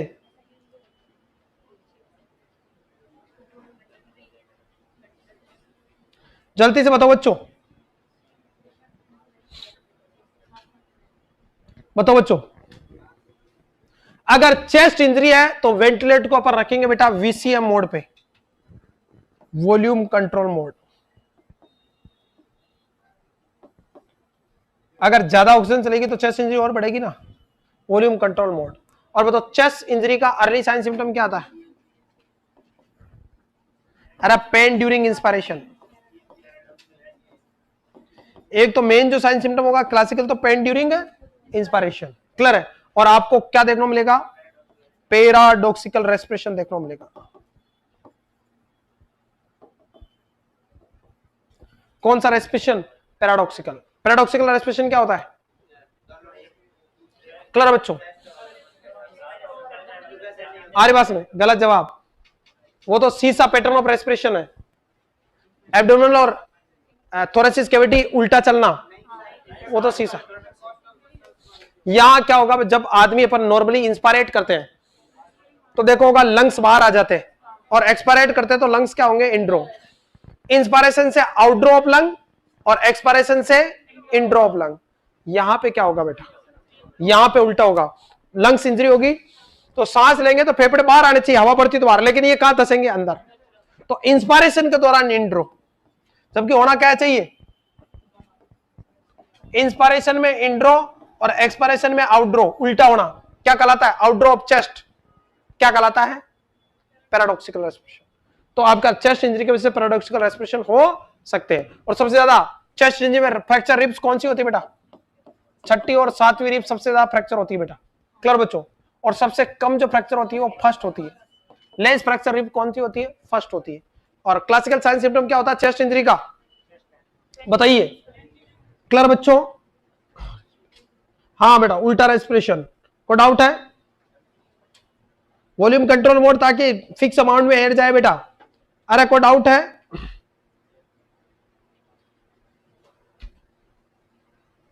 क्लियर बेटा?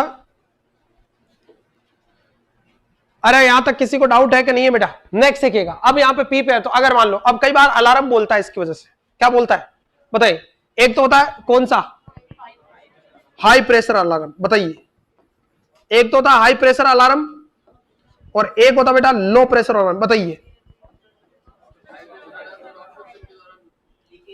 हाई प्रेशर जो अलार्म होता है, ये सारे एम्स के क्वेश्चन आ चुके बेटा, इंपॉर्टेंट है, ध्यान रखना। हाई प्रेशर जो अलार्म है किसको, ऑब्स्ट्रक्शन को बताता है, ऑब्स्ट्रक्शन को बताता है, ट्यूब किंक हो जाए, ट्यूब किंक को, ट्यूब बाइटिंग को, या वाटर या म्यूकस कलेक्ट हो जाए ट्यूब में। कई बार पानी भर जाता है ना ट्यूब में, या म्यूकस फंस जाए, यानी कुल मिला के ट्यूब ब्लॉक हो जाए, तो वेंटिलेटर को ज्यादा प्रेशर मारना पड़ेगा, तो कौन सा, हाई प्रेशर अलार्म आएगा। क्लियर बच्चों।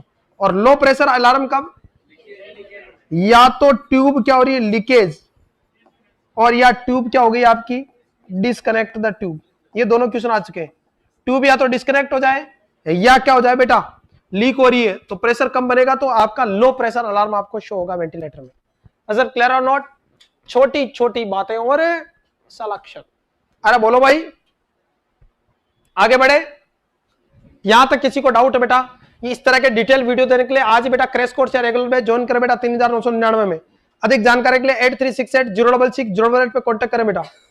यहां तक को डाउट है? नेक्स्ट देखिएगा, नेक्स्ट देखिएगा बेटा। अब दो चार अपन सक्शन से रिलेटेड बात कर लेते हैं बेटा।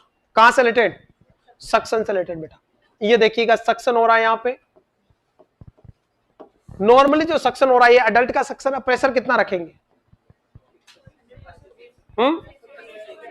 यहां पे जो प्रेशर रखेंगे बेटा अडल्ट में 80 से 120 एमएमओ पे प्रेशर जो रखेंगे अपन।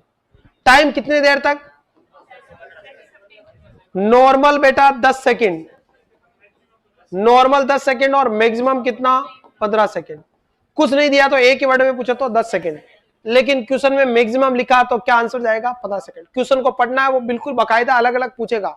मैक्सिमम पूछ रहा तो 15, कुछ नहीं दिया तो 10, और नॉर्मल भी दिया तो क्या जाएगा आपका? 10 ही आंसर जाएगा बेटा। 80 से 120 भी सही है और 100 से 120 भी सही है बेटा। क्लियर बच्चों?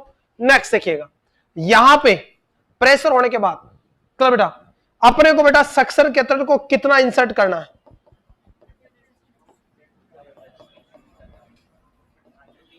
कितना इंसर्ट करना? लेंथ कितना? 2 सेंटीमीटर या पूरा ही डाल देना?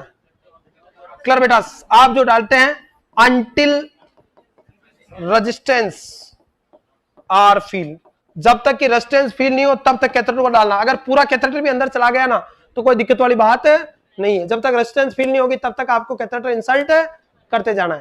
रेजिस्टेंस होगी तो 2 सेंटीमीटर अंदर गया तो भी आपको रोक देना है, पुश नहीं करना वरना ब्लीडिंग हो सकती है बेटा। कोई डाउट है बच्चों? नेक्स्ट देखिएगा, सक्शन कब अप्लाई करोगे आप? When remove the catheter. और किस मैनर में आपको बेटा? रोटेटिंग मैनर में अपने को यहां पे विड्रॉ करना है, ताकि रोटेट करते आओगे तो चारों तरफ जो कब जमा हुआ ट्यूब में वो सारा का सारा बाहर आ जाएगा। क्लियर है? और अप्लाई कब करना है? जब आप बाहर निकाल रहे हो। डालते समय डालोगे तो हाइपोक्सिया का शिकार हो जाएगा मरीज। कोई डाउट है बच्चों? अरे बोलो भाई, चले आगे।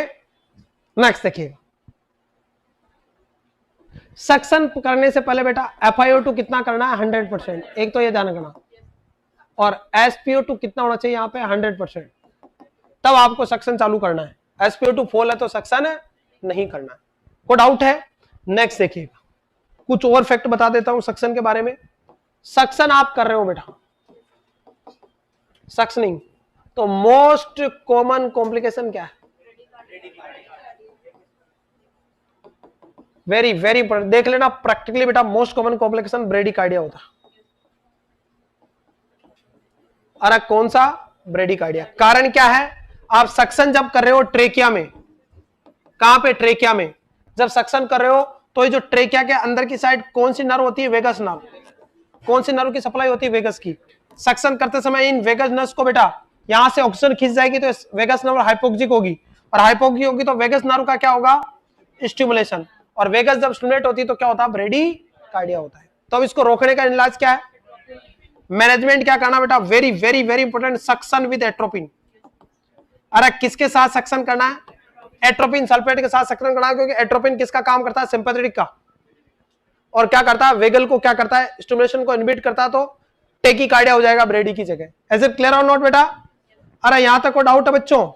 नेक्स्ट देखिएगा, पहला तो मोस्ट कॉमन कॉम्प्लिकेशन होता है ब्रेडिकार्डिया। दूसरा क्या? हाइपोक्सिया। अरे क्या बेटा? हाइपोक्सिया। तो इसका मैनेजमेंट क्या बेटा? सक्शन करने से पहले आपको FiO2 100% करना है और SpO2 100% रख के फिर अपने को सक्शन करना है, और 10 सेकंड से ज्यादा सक्शन नहीं करना है। अप्लाई निकालते समय करना है आपको रोटेट वाइज मैनर में। कोई डाउट है? नेक्स्ट तीसरा, ब्लीडिंग। तीसरा कॉम्प्लिकेशन क्या हो सकता है? ब्लीडिंग। सक्शन करते समय अगर आपने जबरदस्ती इंसर्ट कर दिया तो इंसर्ट कितना करना है? Until resistance R feel. अब आपने ब्लीडिंग होने की संभावना है। किसकी संभावना है यहाँ पे? ब्लीडिंग की रिस्क है।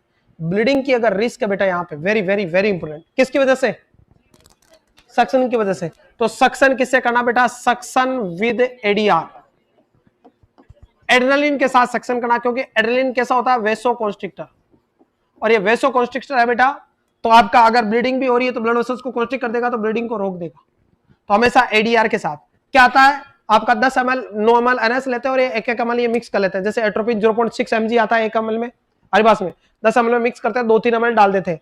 ADR आपका 1 mg का आता है, 1 ml मिला दिया 9 ml अनस में और 3-4 ml डाल देते हैं, यानी थोड़ा बहुत डालते हैं और सक्शन कर लेते हैं तेजी से। क्लियर है? जैसे डाला तुरंत सक्शन करना, वरना वो एल्यूलाई में पहुंच जाएगा फ्लूइड। को डाउट है? So this is whole about बेटा किसके बारे में, पीप, और किसके बारे में अपन ने जानकारी ली है, सक्शन के बारे में जानकारी ली है। अरे ऑनलाइन वालों कोई डाउट है बच्चों? यहां तक किसी को कोई डाउट हो तो कमेंट करें, वरना आगे बढ़े जाते हैं। चले भाई, अरे बोलो भाई, नेक्स्ट देखिएगा, नेक्स्ट देखिएगा बेटा, नेक्स्ट क्वेश्चन आपका देखिएगा। प्रोसेसर कौन सा बेटा, इसको आइडेंटिफाई कीजिए। Needle cricothyroidotomy, surgical cricothyroidotomy, insertion of a central line या इंट्राथायरॉइड इंजेक्शन। बेटा बहुत सारे लोग तो ये क्या समझ रहे हैं कि ये सेंट्रल लाइन है, सेंट्रल लाइन यहां नहीं डालते कमबख्त, तो कहां डालते हैं, साइड में। क्लियर है? तो ये जो है वो नीडल क्रिकोथायरोडोटोमी। अरे कौन सी है बेटा, नीडल क्रिकोथायरोडोटोमी। अब मेरा क्वेश्चन ये है बेटा, नीडल क्रिको जो थायरोडोटोमी है ये कहां पे बेटा, क्रिकोइड थायरोइड, जो क्रिकोइड जो कार्टिलेज है, एक तो होता है थायरॉइड कार्टिलेज, ये जो प्रोमिनेंट पार्ट है, इन्हें एडम सेपल भी बोलते हैं। क्या बोलते हैं? Adam sepal. इनके नीचे क्रिकोइड कार्टिलेज होता है, तो यहां पे अपन इंसर्ट करते हैं। ये बेटा इमरजेंसी एयरवे है एक तरह से। इमरजेंसी एयरवे जब माउथ के अंदर क्या हो, अरे माउथ में क्या हो, अरे माउथ में क्या हो, ऑब्स्ट्रक्शन हो आरिबास में, और अब माउथ से आप सांस नहीं ले सकते, इंट्यूबेट नहीं कर पा रहे, तो अपन इमरजेंसी एयरवे के रूप में क्या यूज लेते हैं, जैसे बच्चे हैं, अरे फूले आते हैं ना, फूले, पॉपकॉर्न, पॉपकॉर्न खा रहे हैं तो वो पॉपकॉर्न फंस जाते हैं, और पॉपकॉर्न क्या करते हैं बेटा, वो म्यूकस को एब्जॉर्ब करके फूल जाते हैं, तो एयरवे ब्लॉक हो जाता है। अब एटीट्यूड डालना मुश्किल हो जाता है, वरना पॉपकॉर्न कहां चला जाएगा, लंग्स में। तो अपन इमरजेंसी में क्या करते हैं, या कई बार गले में कुछ फंस जाता है, खाना खाते समय चौक हो जाता है, तब अपन इसका यूज करते हैं, नीडल क्रिकोथायरोडोटोमी का। तो जो नीडल क्रिकोथायरोडोटोमी है बेटा, मेरी बात समझ रहे हैं आप, इसके अंदर जो अडल्ट के अंदर जो साइज होती है नीडल की, वो बताओ बेटा, साइज बताओ, है नीडल की साइज बताओ, लार्ज बोर्ड नीडल होती है, साइज बताओ नीडल की। क्वेश्चन ये है मेरा बेटा, जल्दी कमेंट कर दो आप। बेटा अडल्ट में करते हैं 16 से 18 गोज की, एक ही वर्ड में पूछो तो 18 या 16 गोज की यूज कर सकते हैं, और बच्चों में, चिल्ड्रन में 12 से 14 गोज की यूज करते हैं बेटा।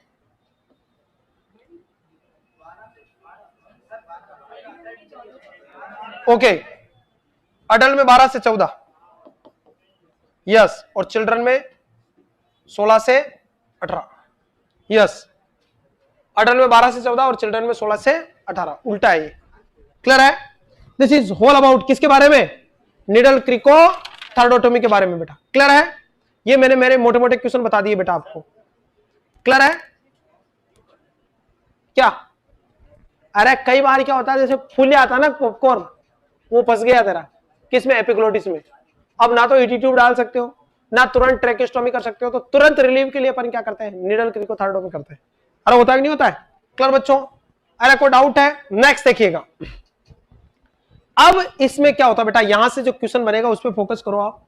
देखना आप, इस ट्यूब को लगाने के बाद ऑक्सीजन देने के लिए अपन एक कनेक्टर यूज करते हैं, उसको बोलते हैं वाई कनेक्टर। ये क्वेश्चन आ चुका, बस बाकी बाढ़ में जाए कि वाई कनेक्टर कहां यूज लेते हैं अपन। अब क्वेश्चन को समझना, इसको क्या कहना चाह रहा है ये। यहां पे जो कनेक्टर यूज लेंगे वो कौन सा यूज लेंगे, वाई कनेक्टर। कौन सा? Y connector. अरे कौन सा? Y connector.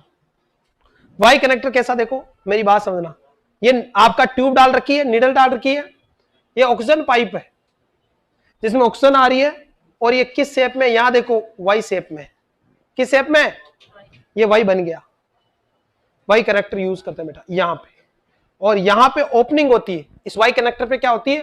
तो एक क्वेश्चन और लिख लेना, वाई कनेक्टर किसमें यूज करते हैं अपन, नीडल क्रिकोथायरोडोटोमी में। क्लियर है बच्चों?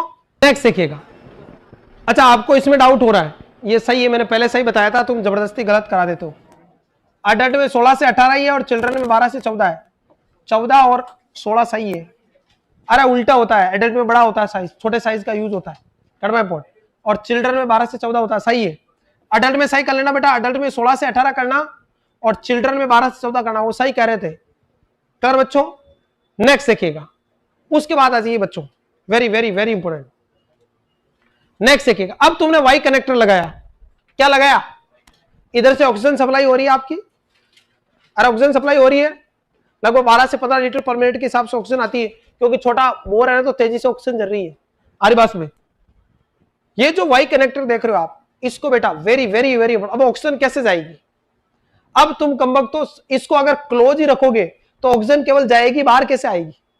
है तो अपन बीच बीच में अपन उंगली से इसको ओपन क्लोज करते हैं। तो बताओ आपका बेटा ओपन करते हैं कितने सेकंड के लिए?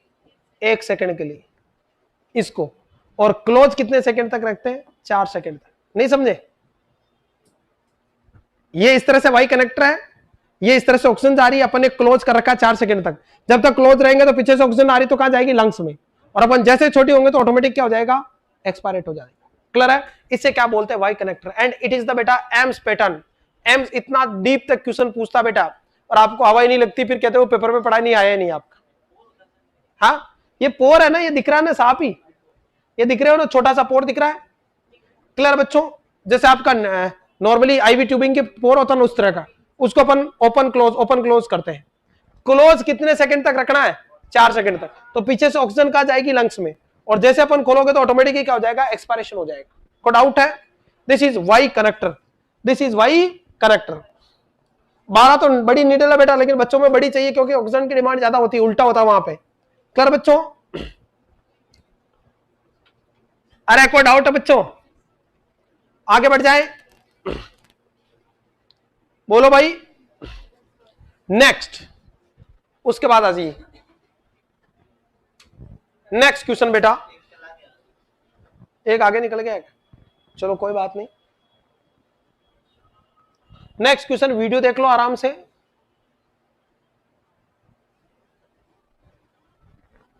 ये वीडियो देखो पहले आप, फिर उसके बाद में मैं क्वेश्चन बता दूंगा।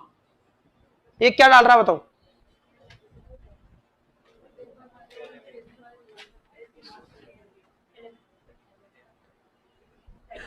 SGALM एक ही बात है, सुप्राग्लोटिक एयरवे, ग्लोटिस के ऊपर फिट होगा।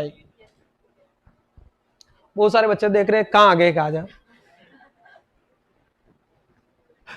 देखो वापस देखो, अरे कमबख्त तो फीलिंग आ रही कि नहीं आ रही? आईसीयू इमरजेंसी एम्स में जाने जैसी। देखो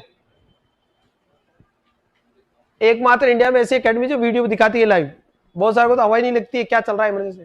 बताओ ये क्या है? LMA, लेरिंजियल मास्क एयरवे या सुप्राग्लोटिक एयरवे टाइप की डिवाइस है बेटा। ये क्या करते हैं देखना बच्चों, अब देखना इसको। ये तो कहानी हो गई इसकी इमेज की बेटा, वीडियो बेस की। क्वेश्चन कह रहा है इसमें, क्वेश्चन क्या कह रहा है इसको समझना आप। क्वेश्चन क्या कह रहा है? क्वेश्चन कह रहा है कि जो वीडियो बताते हुए क्वेश्चन पूछ रहा है, क्योंकि वीडियो बेस्ड क्वेश्चन भी आते हैं, लास्ट टाइम आया हुआ क्वेश्चन है कि which of following is true about given device below. ये जो डिवाइस दी गई है ना, आपको इमेज दिखाई गई, इस डिवाइस का बारे में कौन सा कथन सत्य है? पहला, ये सुप्राग्लोटिक एयरवे तो बिल्कुल सही बात है, ग्लोटिस के ऊपर की तरफ फिट हो रहा है। देखना आप किसके यहां पे, इन्फ्लेट कर दो आप, ये इन्फ्लेट कर दिया एयर से, और ये देखो एयरवे फिट हो गया आपका। गर्दन में मूवमेंट हुआ कि नहीं हुआ? कि लाइव वीडियो बनाया हुआ है, देखना। ये देखो ये जाके किस पे फिट हो जाएगा? ग्लोटिस पे। क्लियर? तो ये supraglottic airway. Alternative of ET tube when ET intubation, बिल्कुल सही है। ET इंटुबेशन नहीं कर पा रहे हो तो उसकी जगह ये यूज कर सकते हैं, नहीं कर सकते? तीसरा, ऑपरेटिव रूम एयरवे डिवाइस, बिल्कुल है कि नहीं? ऑपरेटिव रूम में इसका यूज कर सकते हैं अगर इमरजेंसी में चाहिए। तो बताओ तीनों कथन सत्य है, तो राइट आंसर क्या जाएगा? All of above. So D is the right answer. अरे कोई डाउट है? आगे बढ़े, नेक्स्ट देखिए। नेक्स्ट क्वेश्चन आपकी स्क्रीन पे बेटा, बढ़िया क्वेश्चन है।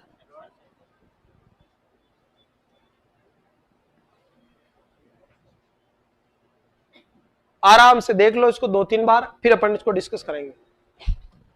क्लियर बच्चों? बहुत बढ़िया, दिमाग से वीडियो को लाइक और शेयर कर दो बेटा। और एसएन एकेडमी के कोर्स ज्वाइन करने के लिए 8368066088 पे कांटेक्ट करें बेटा।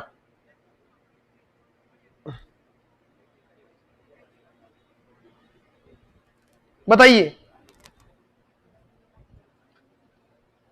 Thank you so much India to trust on SN बेटा, लव यू ऑल। जल्दी कमेंट कर दीजिएगा पूरा का पूरा ही।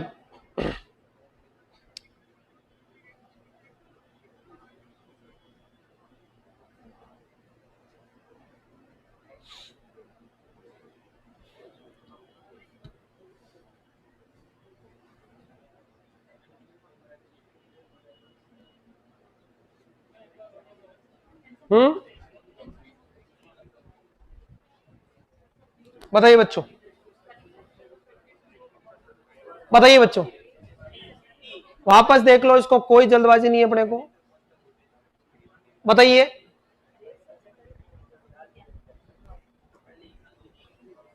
क्या प्रोसीजर है बताइए। ये पहले तो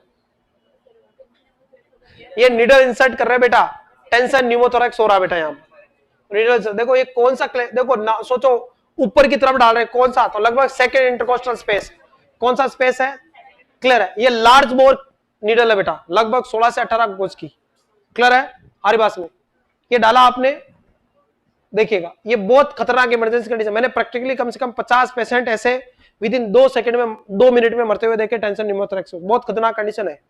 कई बार पेशेंट जैसे डिस्चार्ज होने वाला कल आज टेंशन न्यूमोथोरैक्स होकर मर जाएगा, इसमें कुछ कर भी नहीं सकते, इमरजेंसी सिचुएशन होती है। देखिएगा बच्चों, ये तो अपन ने बात करी वीडियो के बारे में, वीडियो आपने देख लिया। अब मेरे जो क्वेश्चन है, क्वेश्चन क्या कह रहा है, क्वेश्चन ये कह रहा है कि which of following is true about given procedure except, ये जो प्रोसेसर दिया गया है इसके बारे में कौन सा कथन असत्य है। एक्सेप्ट का मतलब असत्य हो गया ना। पहला, निडल डिकम्प्रेशन बिल्कुल सही है कि नहीं है। अपन जो एयर जमा हो गई है किसके अंदर, प्लूरल कैविटी में, प्लूरल स्पेस में, उसको अपन डिकम्प्रेस कर रहे हैं कि नहीं कर रहे हैं। दूसरा, फॉर टेंशन न्यूमोथोरैक्स बिल्कुल, अरे कोई डाउट है, न्यूमोथोरैक्स में यूज करते हैं इसको। तीसरा, insertion needle at second intercostal space at mid clavicular line, तो बिल्कुल सही बात है। मिड क्लेविकुलर लाइन पे अपन सेकंड इंटरकोस्टल स्पेस में अपन क्या डाल रहे हैं, निडल। और last, needle decompression for patient with massive pericardial fission, अरे ये पेरिकार्डियल फिजन के यूज करेंगे, ये किसके लिए यूज कर रहे हैं, न्यूमोथोरैक्स के। तो एक्सेप्ट पूछ रहा है यानी नोट पूछ रहा, तो आंसर क्या जाएगा, डी, ये कथन असत्य है। तो इस क्वेश्चन में आंसर क्या जाएगा, डी। अब आइए बेटा एम्स के पैटर्न पे अपन क्वेश्चन पढ़ते हैं। सबसे पहले बात, टेंशन न्यूमोथोरैक्स होती क्या बेटा, तो टेंशन न्यूमोथोरैक्स होता क्या बेटा, तो एक तरह से ये इमरजेंसी कंडीशन है, ध्यान रखना। अरे कैसी कंडीशन है कमबख्तों, पहली बात तो ये है इमरजेंसी कंडीशन। अरे कैसी कंडीशन है, इमरजेंसी कंडीशन है बेटा, ध्यान रखना। कौन, tension pneumothorax. Is it clear और नॉट, इमरजेंसी कंडीशन है क्यों, देखिएगा आप प्रैक्टिकली सोचना। ये तुम्हारा लंग्स है बेटा, देखना, और ये लंग्स के अंदर ये कौन सा बेटा, अरे कौन सा स्पेस है, प्लूरल स्पेस। हालांकि प्लूरल स्पेस पैराइटल और विसरल प्लूरा के बीच में एक वर्चुअल का मतलब आभासी स्पेस होता है, लेकिन स्पेस तो है। हमारे पास में यहां पे कौन है बेटा, मीडिया स्टिनम, और यहां पे कौन है आपका लवली हार्ट है बेटा। जब टेंशन न्यूमोथोरैक्स होता है तो इस प्लूरल एरिया में, इस प्लूरल स्पेस में तेजी से क्या बढ़ती है बेटा, एयर डिपॉजिट होती है। इस घटना को क्या बोलते हैं, न्यूमो। न्यूमो का मतलब एयर, और थोरैक्स का मतलब प्लूरल कैविटी में या थोरेसिस कैविटी में एयर डिपॉजिट होगा। जब एयर जमा होगी तो बेटा एयर स्पेस घिसेगी, तो धीरे धीरे आपका लंग्स की साइज क्या हो जाएगी, कम हो जाएगी।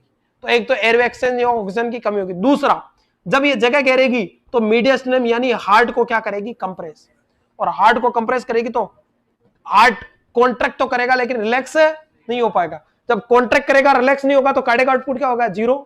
तो आपका पेशेंट को यहाँ तेजी से ब्रेडिकार्डिया होगा, हाइपोटेंशन होगा, डिक्रीज कार्डियक आउटपुट होगा, और हार्ट फेलियर के सिम्टम आएंगे। कैसे सिम्टम, क्लियर है, हाइपोवोलेमिक शॉक वाली कंडीशन होगी यहाँ पे, सॉरी हाइपो कार्डियक आउटपुट कम हो जाएगा, वैसी कंडीशन होगी। कार्डियक आउटपुट कम होगा तो तुरंत पेशेंट की क्या हो सकती है, डेथ। कार्डियक आउटपुट कम होगा तो खुद हार्ट को भी ऑक्सीजन कम मिलेगी, हार्ट की डेथ हो जाएगी, दूसरा प्रेशर पड़ रहा है।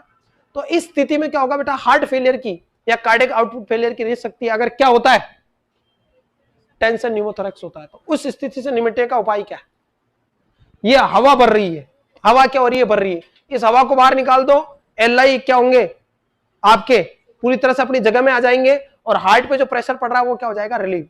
तो अपन क्या करते हैं, अब तो हवा ग्रेविटी के साथ कहां उठती है, ऊपर की तरफ, क्लियर है। जैसे फ्लूइड है वो तो ग्रेविटी के साथ कहां आता है, नीचे, लेकिन हवा ग्रेविटी के साथ, इसलिए अपन मिड क्लेविकुलर लाइन में कौन से स्पेस में, सेकेंड इंटरकोस्टल स्पेस के अंदर, जो निडल की जो गोज साइज है, अरे निडल की जो गोज साइज है वो कितनी बेटा, तो 16 से 18 गोज की। एक वर्ड में पूछे तो 18 गोज की निडल अपन यूज कर सकते हैं, या जो कैनला आता है ना 18 गोज का, कई बार इमरजेंसी में वही इंसर्ट कर देते हैं अपन, कोई डाउट है? कहां लगाएंगे? तो second intercostal space mid clavicular line पे। कोई डाउट है? और ये बहुत बेटा इमरजेंसी प्रोसीजर है। अरे कैसा प्रोसीजर है ये? बहुत ही इमरजेंसी प्रोसीजर है। क्लियर बच्चों? वरना पेशेंट की विद इन 2-5 मिनट में तो डेथ हो जाती है। इज इट क्लियर और नॉट? छोटी छोटी बातें और सलेक्शन। कोई डाउट है बच्चों?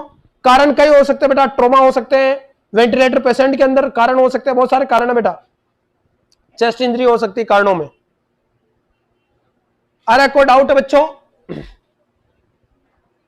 क्लियर बच्चों? और जब टेंशन न्यूमोथोरैक्स होता है ना, टेंशन न्यूमोथोरैक्स होता है तो ट्रेकिया जो है ना आपका, वो ट्रेकिया नॉन अफेक्टेड साइड में डेविएटेड हो जाता है। ये क्वेश्चन आ चुका है। अब एक कमबख्त तो इधर हवा बढ़ रही है तो ट्रेकिया किधर धकेल जाएगा? ऑपोजिट साइड में। तो ट्रेकिया किस साइड में डेविएट होगा? नॉन अफेक्टेड साइड में डेविएट होगा। ये क्वेश्चन भी आ चुका है, थोड़ा ध्यान रखना। क्लियर बच्चों? नेक्स्ट देखिएगा। अरे वही हो गया ना, टेंशन न्यूमोथोरैक्स नीडल इंसर्शन, या अपन कहते हैं नीडल डिकम्प्रेशन बोल सकते हैं इसको। क्लियर है? Needle decompression for tension pneumothorax.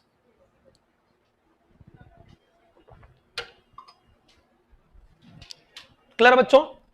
बताओ, साथ में मास्क लगा रहा, बताओ ये कौन सा मास्क है? बताओ। NRB है बेटा, नॉन रीब्रीथर मास्क। कैसा मास्क है ये? नॉन रीब्रीथर। ये भी क्वेश्चन बनेगा।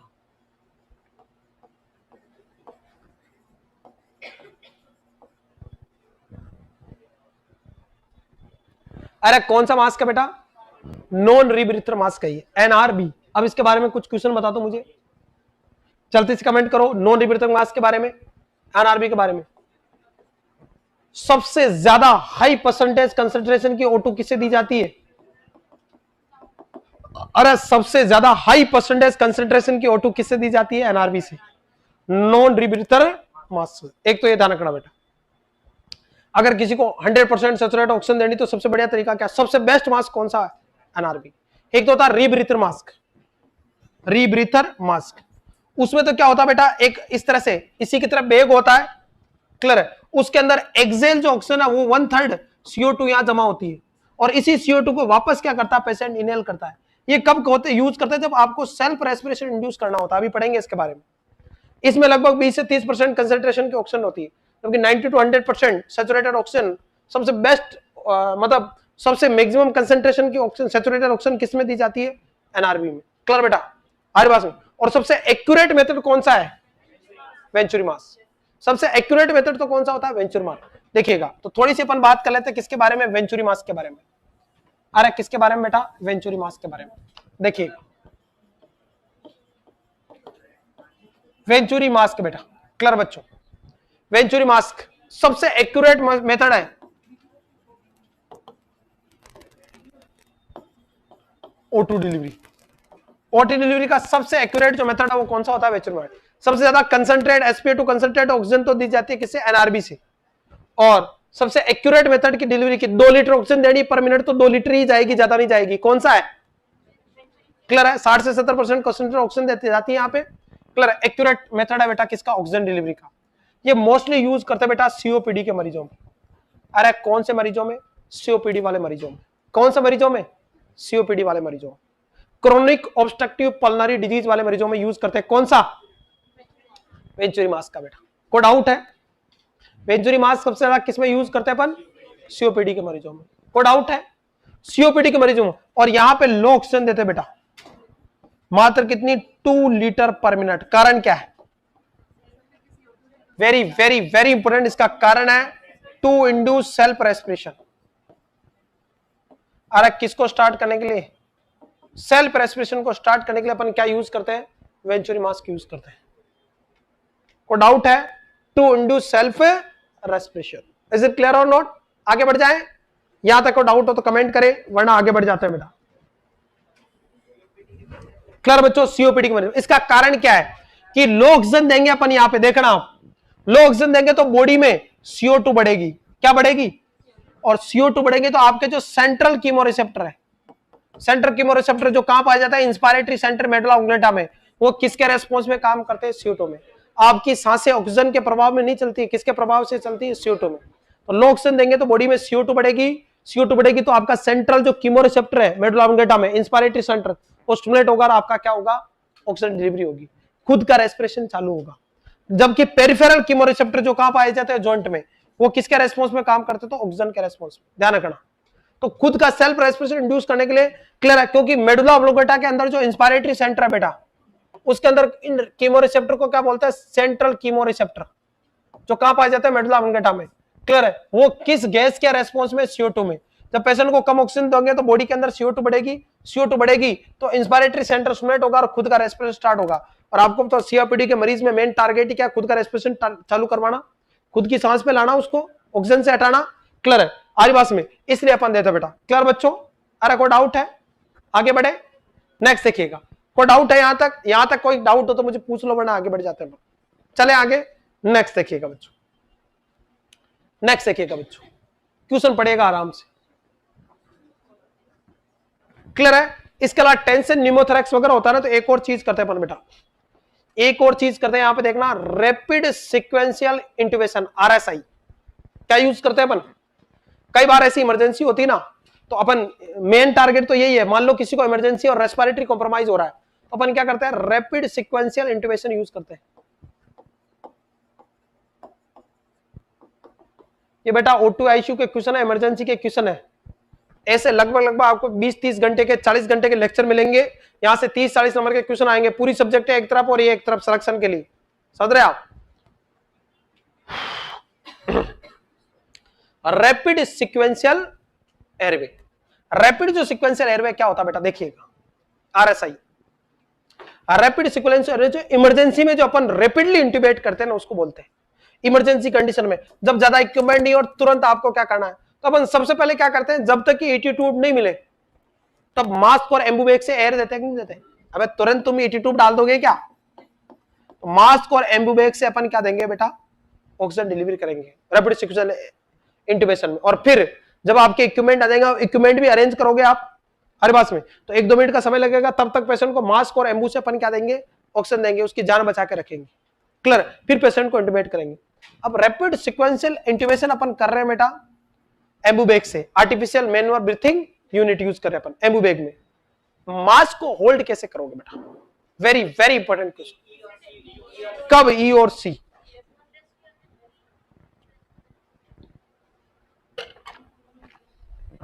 बेटा मास्क जो होल्ड करना बेटा, आपको पेशेंट को मास्क या तो यूं लगा के रखेंगे E शेप में, किस शेप में, यू मास्क को होल्ड किया यू E शेप में, और या फिर यू पकड़ के रखेंगे मास्क को C शेप में, ऐसे पकड़ेंगे अपन।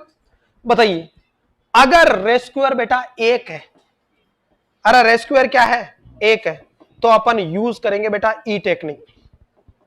अरे कौन सी टेक्निक, इस तरह से पकड़ेंगे, मास्क है यू, ये मास्क है, इस मास्क को यू पकड़ेंगे और इस हाथ से क्या देंगे, एमबी को कंप्रेस करेंगे। अरे होगा कि नहीं होगा। अगर रेस्क्यूअर कितना है, अकेला है, तो अपन मास्क को कैसे होल्ड करेंगे, ई में, अकेला है तो ई में, इस तरह से मास्क को और गर्दन पे भी सपोर्ट रखेंगे, गर्दन को भी पीछे रखेंगे ना, ताकि एयरवे क्या रहे आपका स्ट्रेट रहे, और इस हाथ से क्या करेंगे अपन, कंप्रेस करेंगे। मेरी बात समझ रहे, इसको ई साइन बोलते हैं या ई टेक्निक बोलते हैं। और अगर रेस्क्यूअर 2 है, अरे रेस्क्यूअर कितने, 2, तो सी टेक्निक यूज करेंगे, किसको होल्ड करने के लिए, सी का मतलब 2 है, तो एक जना आराम से यू दोनों तरफ से हाथ से पकड़ कर रहेगा और दूसरा क्या करता रहेगा, एम्बू करते रहेगा। तो 2 रेस्क्यूअर है तो कौन सी टेक्निक यूज करेंगे मास्क होल्डिंग की, सी, और रेस्क्यूअर 1 है तो कौन सी टेक्निक यूज करेंगे, ई टेक्निक। यहां तक कोई डाउट हो किसी को तो कमेंट कर दे, वरना आगे बढ़ जाते हैं। क्लियर बच्चों, अरे यहां तक कोई डाउट है। और एक ध्यान रखना, एक न्यू गाइडलाइन के अकॉर्डिंग, जो न्यू गाइडलाइन आई है उस गाइडलाइन के अकॉर्डिंग बेटा एक आपको ध्यान रखनी है, very very very important. New guideline के अकॉर्डिंग पहले सेकंड इंटरकोस्टल स्पेस में अपन निडल इंसर्ट करते थे न्यूमोथोरैक्स में, आजकल आ गया 5th इंटरकोस्टल स्पेस। अगर क्वेश्चन में न्यू गाइडलाइन पूछे तब कहां आपको निडल इंसर्ट करनी है न्यूमोथोरैक्स से रिलीव के लिए 5th में। क्वेश्चन में न्यू गाइडलाइन कुछ नहीं दिया तो आपको क्या जाना है, second intercostal space mid clavicular line पे निडल इंसर्ट करनी है। कोई डाउट है, 16 से 18 गोज की न्यू गाइडलाइन के अकॉर्डिंग, कोई डाउट है बच्चों,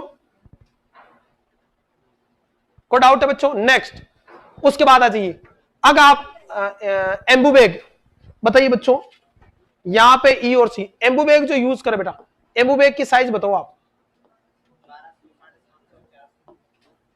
अगर बेटा न्यूबॉर्न है, अगर अडल्ट है और चिल्ड्रन है, तो न्यूबॉर्न में एम्बुबेग की साइज होती है 450 ml की कैपेसिटी होती है, अडल्ट में 1200 ml और चिल्ड्रन में 750 ml का होता है बेटा, साइज होती है बेटा, 750 ml ऑक्सीजन एक बार में दे सकता है ये। क्लियर बच्चों? अब बताओ, आप एम्बुबेग से जो ऑक्सीजन दे रहे हैं, अरे एम्बुबेग से क्या दे रहे हैं? ऑक्सीजन दे रहे हैं। जो एम्बुबेग से जो ऑक्सीजन दे रहे हैं आप, वेरी वेरी वेरी इंपॉर्टेंट, उसमें बेटा O2 की कंसंट्रेशन कितनी है विदाउट ऑक्सीजन? बताओ। हट कमबख्त, तो 21%। एम्बुबेग को अगर तुमने किससे कनेक्ट कर रखा है, गैस सिलेंडर से ऑक्सीजन से, तब तो 100% जाएगी, लेकिन नॉर्मली अपन कनेक्ट नहीं रखते एम्बू में, तो एम्बू में कितना परसेंट है बेटा?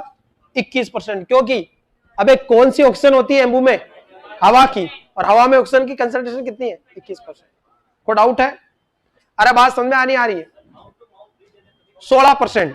माउथ टू माउथ कितनी जाएगी? 16%। और एम्बुबेग से दे रहे हो तो 80%, और सॉरी 21%। नेक्स्ट देखिएगा एम्बुबेग में, नेक्स्ट देखिएगा बेटा, नेक्स्ट क्वेश्चन आपकी स्क्रीन पे, आराम से वीडियो को देखो।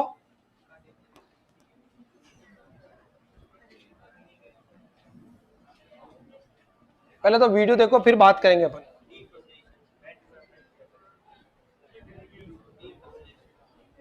देखो ये क्या का वेंटिकुलर फिब्रिलेशन है, फिब्रिलेटरी वेव है ना, फिब्रिलेटरी वेव आ रही है, ये चार्ज किया है इसने, क्लियर है, और एक को रखा थर्ड, लेफ्ट राइट को थर्ड इंटरकोर्सल स्पेस पे, पेडल को लेफ्ट को फिफ्थ पे, और क्या दे दिया? करंट दे दिया। आरी बात में, ये नर्सिंग ऑफिसर है पीछे वाला, आरी बात में, क्लियर है, छोटा डोन है वो, क्लियर है, छोटी डोन है। ये देखिएगा, ये कौन सा रिदम है बताओ? इस तरह की ईसीजी किस में आती है? एट्रियल, सॉरी वेंट्रिकुलर फिब्रिलेशन में। ऐसी ईसीजी किस में आती है? वेंट्रिकुलर फिब्रिलेशन में। और ये कौन सा प्रोसीजर है? ये कार्डियोवर्जन है क्या? ये डिफिब्रिलेट हो रहा है, कार्डियोवर्जन अलग चीज है, ये डिफिब्रिलेट हो रहा है। वापस देख लो, देखो पहले इस तरह की ईसीजी थी, करंट बढ़ाया उसने, चार्ज किया, क्लियर किया, और क्लियर, और ये करंट डिलीवर कर दिया। जैसे करंट दिया तो ईसीजी नॉर्मल हो गई वापस। कैसी आ गई देखो, ये ईसीजी नॉर्मल आ गई, हार्ट रेट 72 आ गई। यहां तक कोई डाउट है? वापस देख लो, क्या है? वेंट्रिकुलर फिब्रिलेशन है, करंट लिया, चार्ज किया, करंट डिलीवर किया, right third intercostal, left fourth fifth intercostal space में, mid clavicular line, current deliver. कोई डाउट है? और रिदम ठीक हो गई। कोई डाउट है? अब मेरा क्वेश्चन ये है, क्वेश्चन समझना, अब क्वेश्चन क्या पूछेगा यहां पे, बताइए बच्चों।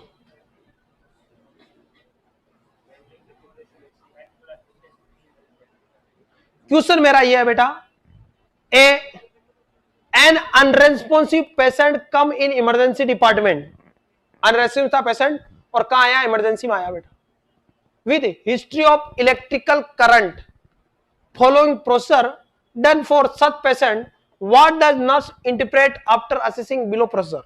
मतलब ये पूछ रहा कि प्रोसेसर है क्या, इतना घुमा घुमू की प्रोसेसर क्या है ये बताओ आप।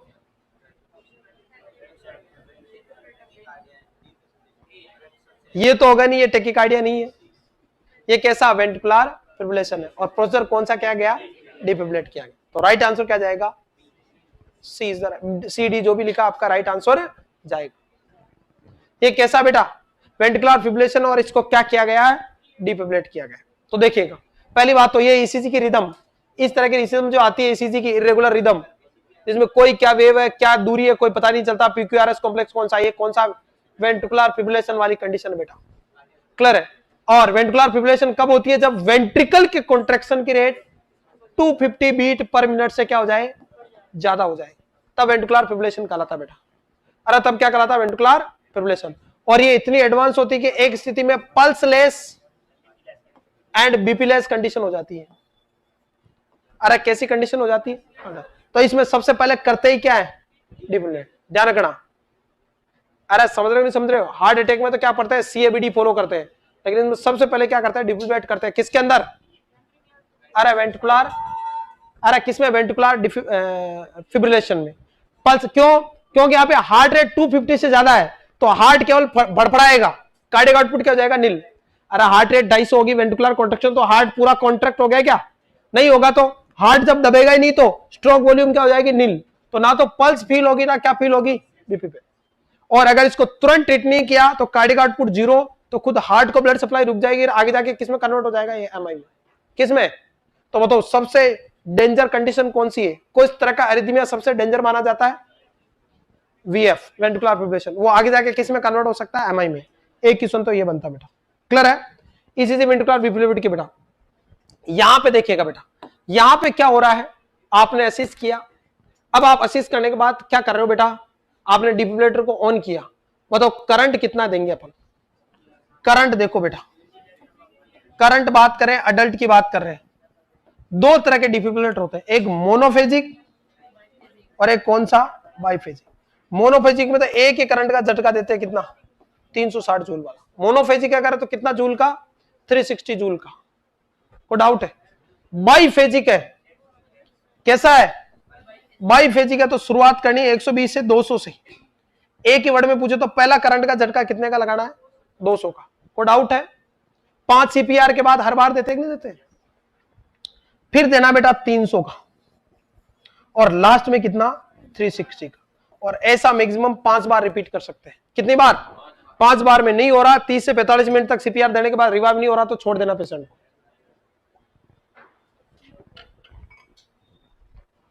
अरे बोलो भाई, तो अडल्ट के अंदर मोनोफेजिक है तो एक ही करंट देंगे 360, मोनो में एक ही झटका, और बाइफेजिक में शुरू करेंगे 200, फिर 300, और लास्ट में कितना देंगे, 360।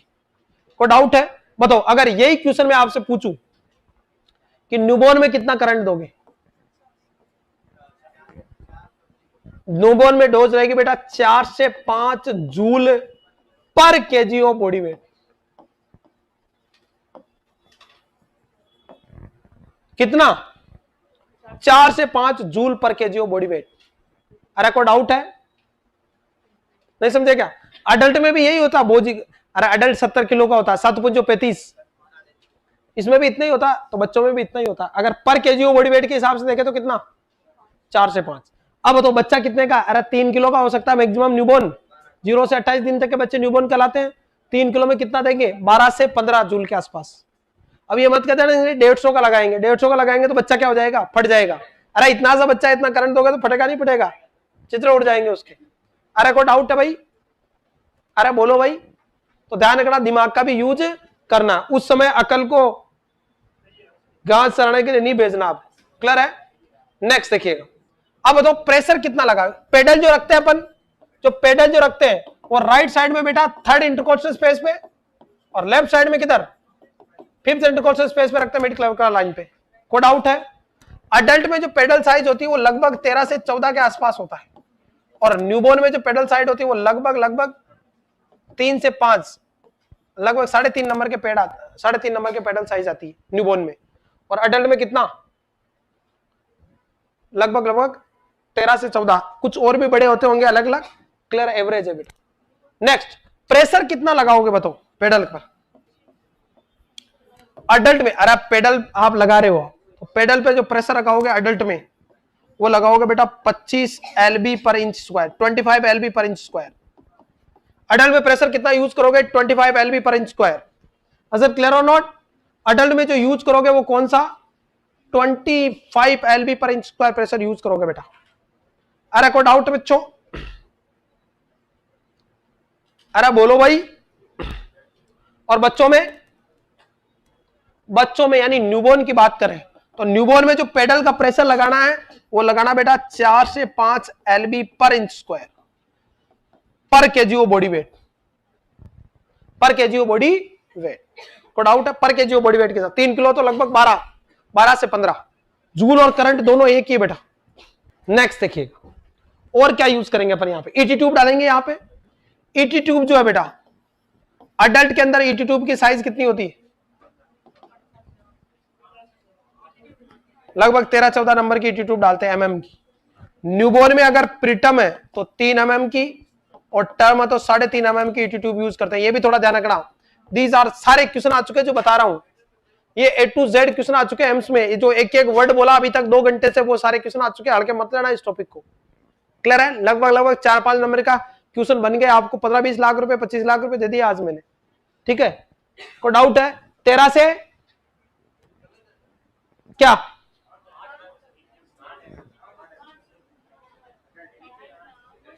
अरे इनर ल्यूमेन डायमीटर पूछ रहा हूं, वो इंसर्शन लेंथ है कम वक्त तो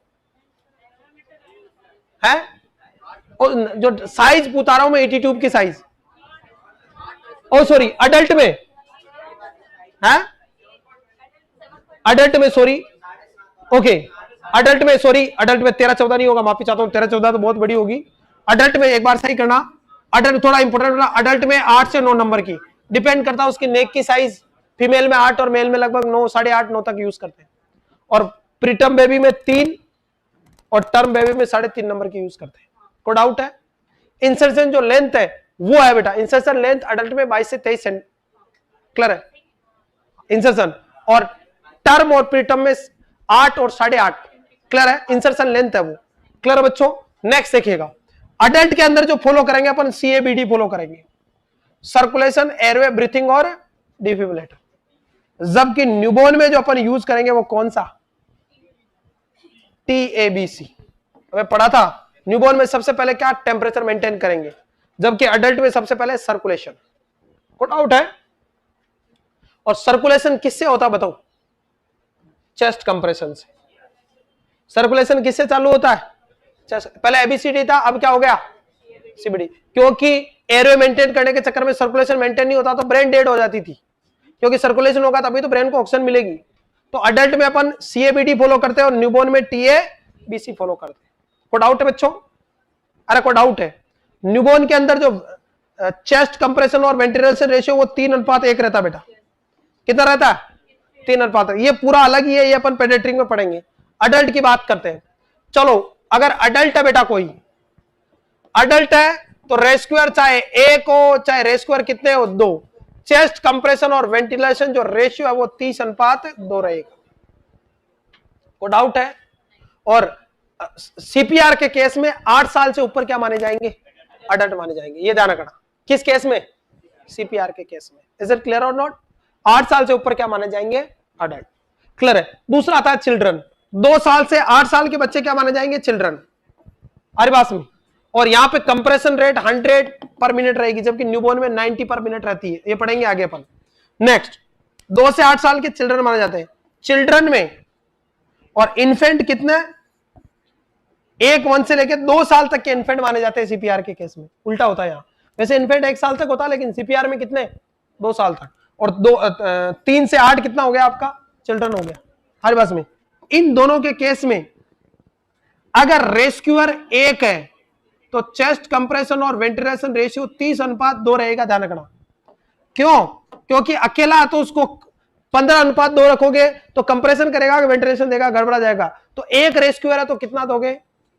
लेकिन रेस्क्यूअर 2 है तो रेशियो 15:2 जाएगा। 1 नहीं आएगा। क्या आएगा?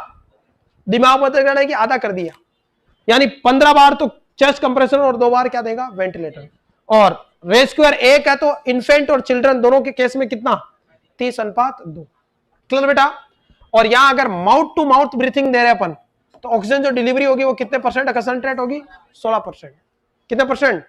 16%। क्लियर है? 16% ऑक्सीजन देते हैं अगर माउथ टू माउथ है। ऑक्सीजन जो देते हैं वो 1 से 2 सेकंड तक देते हैं, और 2 वेंटिलेशन के बीच में 6 से 8 सेकंड का गैप रखते हैं। अगर किसी को ऑक्सीजन दे रहे हो माउथ टू माउथ तो 2 सेकंड में ऑक्सीजन दे देनी है, और एक सांस दी और अगली सांस दी, उसके बीच में कितने का अंतर होना चाहिए? 6 से 8 सेकंड का अंतर होना चाहिए। अरे कोई बात समझ में आई क्या? भेजे में घुसी क्या? बाकी और क्या होता है अडल्ट CPR आगे पढ़ोगे आप, फंडामेंटल में पढ़ा होगा आपने। यहां तक किसी को डाउट हो तो कमेंट करें।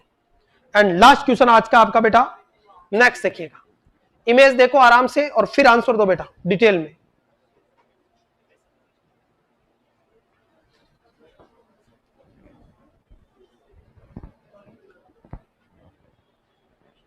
मैसिव हेमरेज, बहुत ज्यादा इंजरी है, मल्टीपल लेसरेटेड इंजरी हो रही है, हैवी ब्लीडिंग हो रही है पेशेंट को, ट्रॉमा सेंटर में आया, एक्सीडेंटल इंजरी या कैसी भी है, पोल की इंजरी है या ब्लास्ट की इंजरी है, कैसी भी इंजरी है। A patient with history of road traffic accident before 1 hour, 1 घंटे पहले इंजरी हुई है। On assessment patient in shock, 1 घंटा हो गया, इतनी हैवी ब्लीडिंग है तो शॉक में होगा मरीज। नीड इमीडिएट रजिस्ट्रेशन, तुरंत बचाव कार्य रजिस्ट्रेशन शुरू करना है। Which type of patent shock, patient को किस तरह का शॉक है और कितना फ्लूइड दोगे बताइए, इस कंडीशन में किस तरह का शॉक होगा बताइए, बताओ। ब्लीडिंग कौन से शॉक को काउंट होगी, तो जो शॉक होगा वो शॉक तो होगा बेटा कौन सा, हेमरेजिक शॉक। और वेरी वेरी वेरी इंपॉर्टेंट, इसके मैनेजमेंट में अपन क्या देंगे, पहले बेटा शॉक के अंदर 1 से 2 लीटर तक अपन NaCl देते थे, NaCl क्लियर है। लेकिन बहुत ज्यादा 2 लीटर देने की वजह से, मान लो किसी पर्सन में 5 लीटर ब्लड था, उनमें से 2.5 लीटर लॉस हो गया तो बचा कितना, 2.5 लीटर ही बचा। और 2.5 लीटर में तुमने कितना 2 लीटर पानी डाल दिया, तो बहुत ज्यादा ब्लड का क्या होगा, डाइल्यूशन, और डाइल्यूशन होगा तो ऑक्सीजन कैरिंग कैपेसिटी ब्लड की क्या हो जाएगी, कम, और पेशेंट पहले ही शॉक में है। तो आजकल नए गाइडलाइन के अकॉर्डिंग मात्र कितना, 1 लीटर, बॉडी के अकॉर्डिंग वार्म तो रखना है, टेम्परेचर को मेंटेन करने की, पेशेंट शॉक में पहले ही अरे कूल हो गएगी स्मिटीज, 1 लीटर ही क्या देना आपको NaCl फ्लूइड। बाकी हाई अमाउंट में आरबीसी, डब्ल्यूबीसी और platelet transfusion, blood product transfusion करने आपको रैपिडली। 8 बोतल ब्लड की चढ़ाई है हमने, 8 बोतल का मतलब 4 लीटर हो गया ना, समझ रहे आप, मैसिव ब्लड ट्रांसफ्यूजन। नजर क्लियर और नोट क्लियर है। इसके अलावा जब पेशेंट को शिफ्ट कर रहे हो तो ब्लीडिंग हो रही है ना, तो देखो ये अब नीचे के एक्सट्रीमिटीज में ब्लीडिंग हो रही है, तो ब्लीडिंग को रोकने के लिए और विटनेस को देखो यहां से क्या कर दिया, टाई कर दिया, ये दिख रहे हो ना, बांध रखा टाइटली, समझ रहे आप। अपन क्या यूज करेंगे, अपन ऐसी स्थिति में अपन एक गारमेंट यूज कर सकते हैं, मस्ट गारमेंट। कौन सा garment, military anti shock trouser, must garment. ये मस्ट गारमेंट पेंट की तरह आता है, उसको फुला दो तो यहां पे प्रेशर पड़ेगा तो ब्लीडिंग रुक जाएगी और वीनस रिटर्न क्या होगा, प्रमोट होगा, तो हेमरेजिक शॉक वाली कंडीशन नहीं होगी। या इसको एंटी न्यूमेटिक गारमेंट क्या बोलते हैं, एंटी न्यूमेटिक गारमेंट भी बोलते हैं। क्लियर बच्चों, ये इस तरह का होता देखना, ये रहा, ये हो गया, ये पूरी एक्सपर्टीज में पहना देंगे, इसको फुलाते हैं तो ये फूलेगा तो पैरों पे प्रेशर पड़ेगा तो वीनस रिटर्न क्या होगा, प्रमोट, प्लस जब ब्लीडिंग हो रही है वो जगह क्या हो जाएगी, कंप्रेस, तो ब्लीडिंग भी कम होगी और वीनस रिटर्न प्रमोट होगा। वरना पैरों की तरफ जो ब्लड जा रहा है वो ब्लड लॉस होगा ना, तो वीनस रिटर्न कम होगा तो हाइपोवोलेमिया में और जाएगा पेशेंट। तो इसे क्या बोलते हैं, मस्ट गारमेंट है। ये कैसा गारमेंट है, military anti shock trouser. So this is all about किसके बारे में बेटा, और भी बहुत डिटेल में क्लासें हैं, मात्र मैंने तो आपको सुपरफिशियली अभी पढ़ाना शुरू किया है।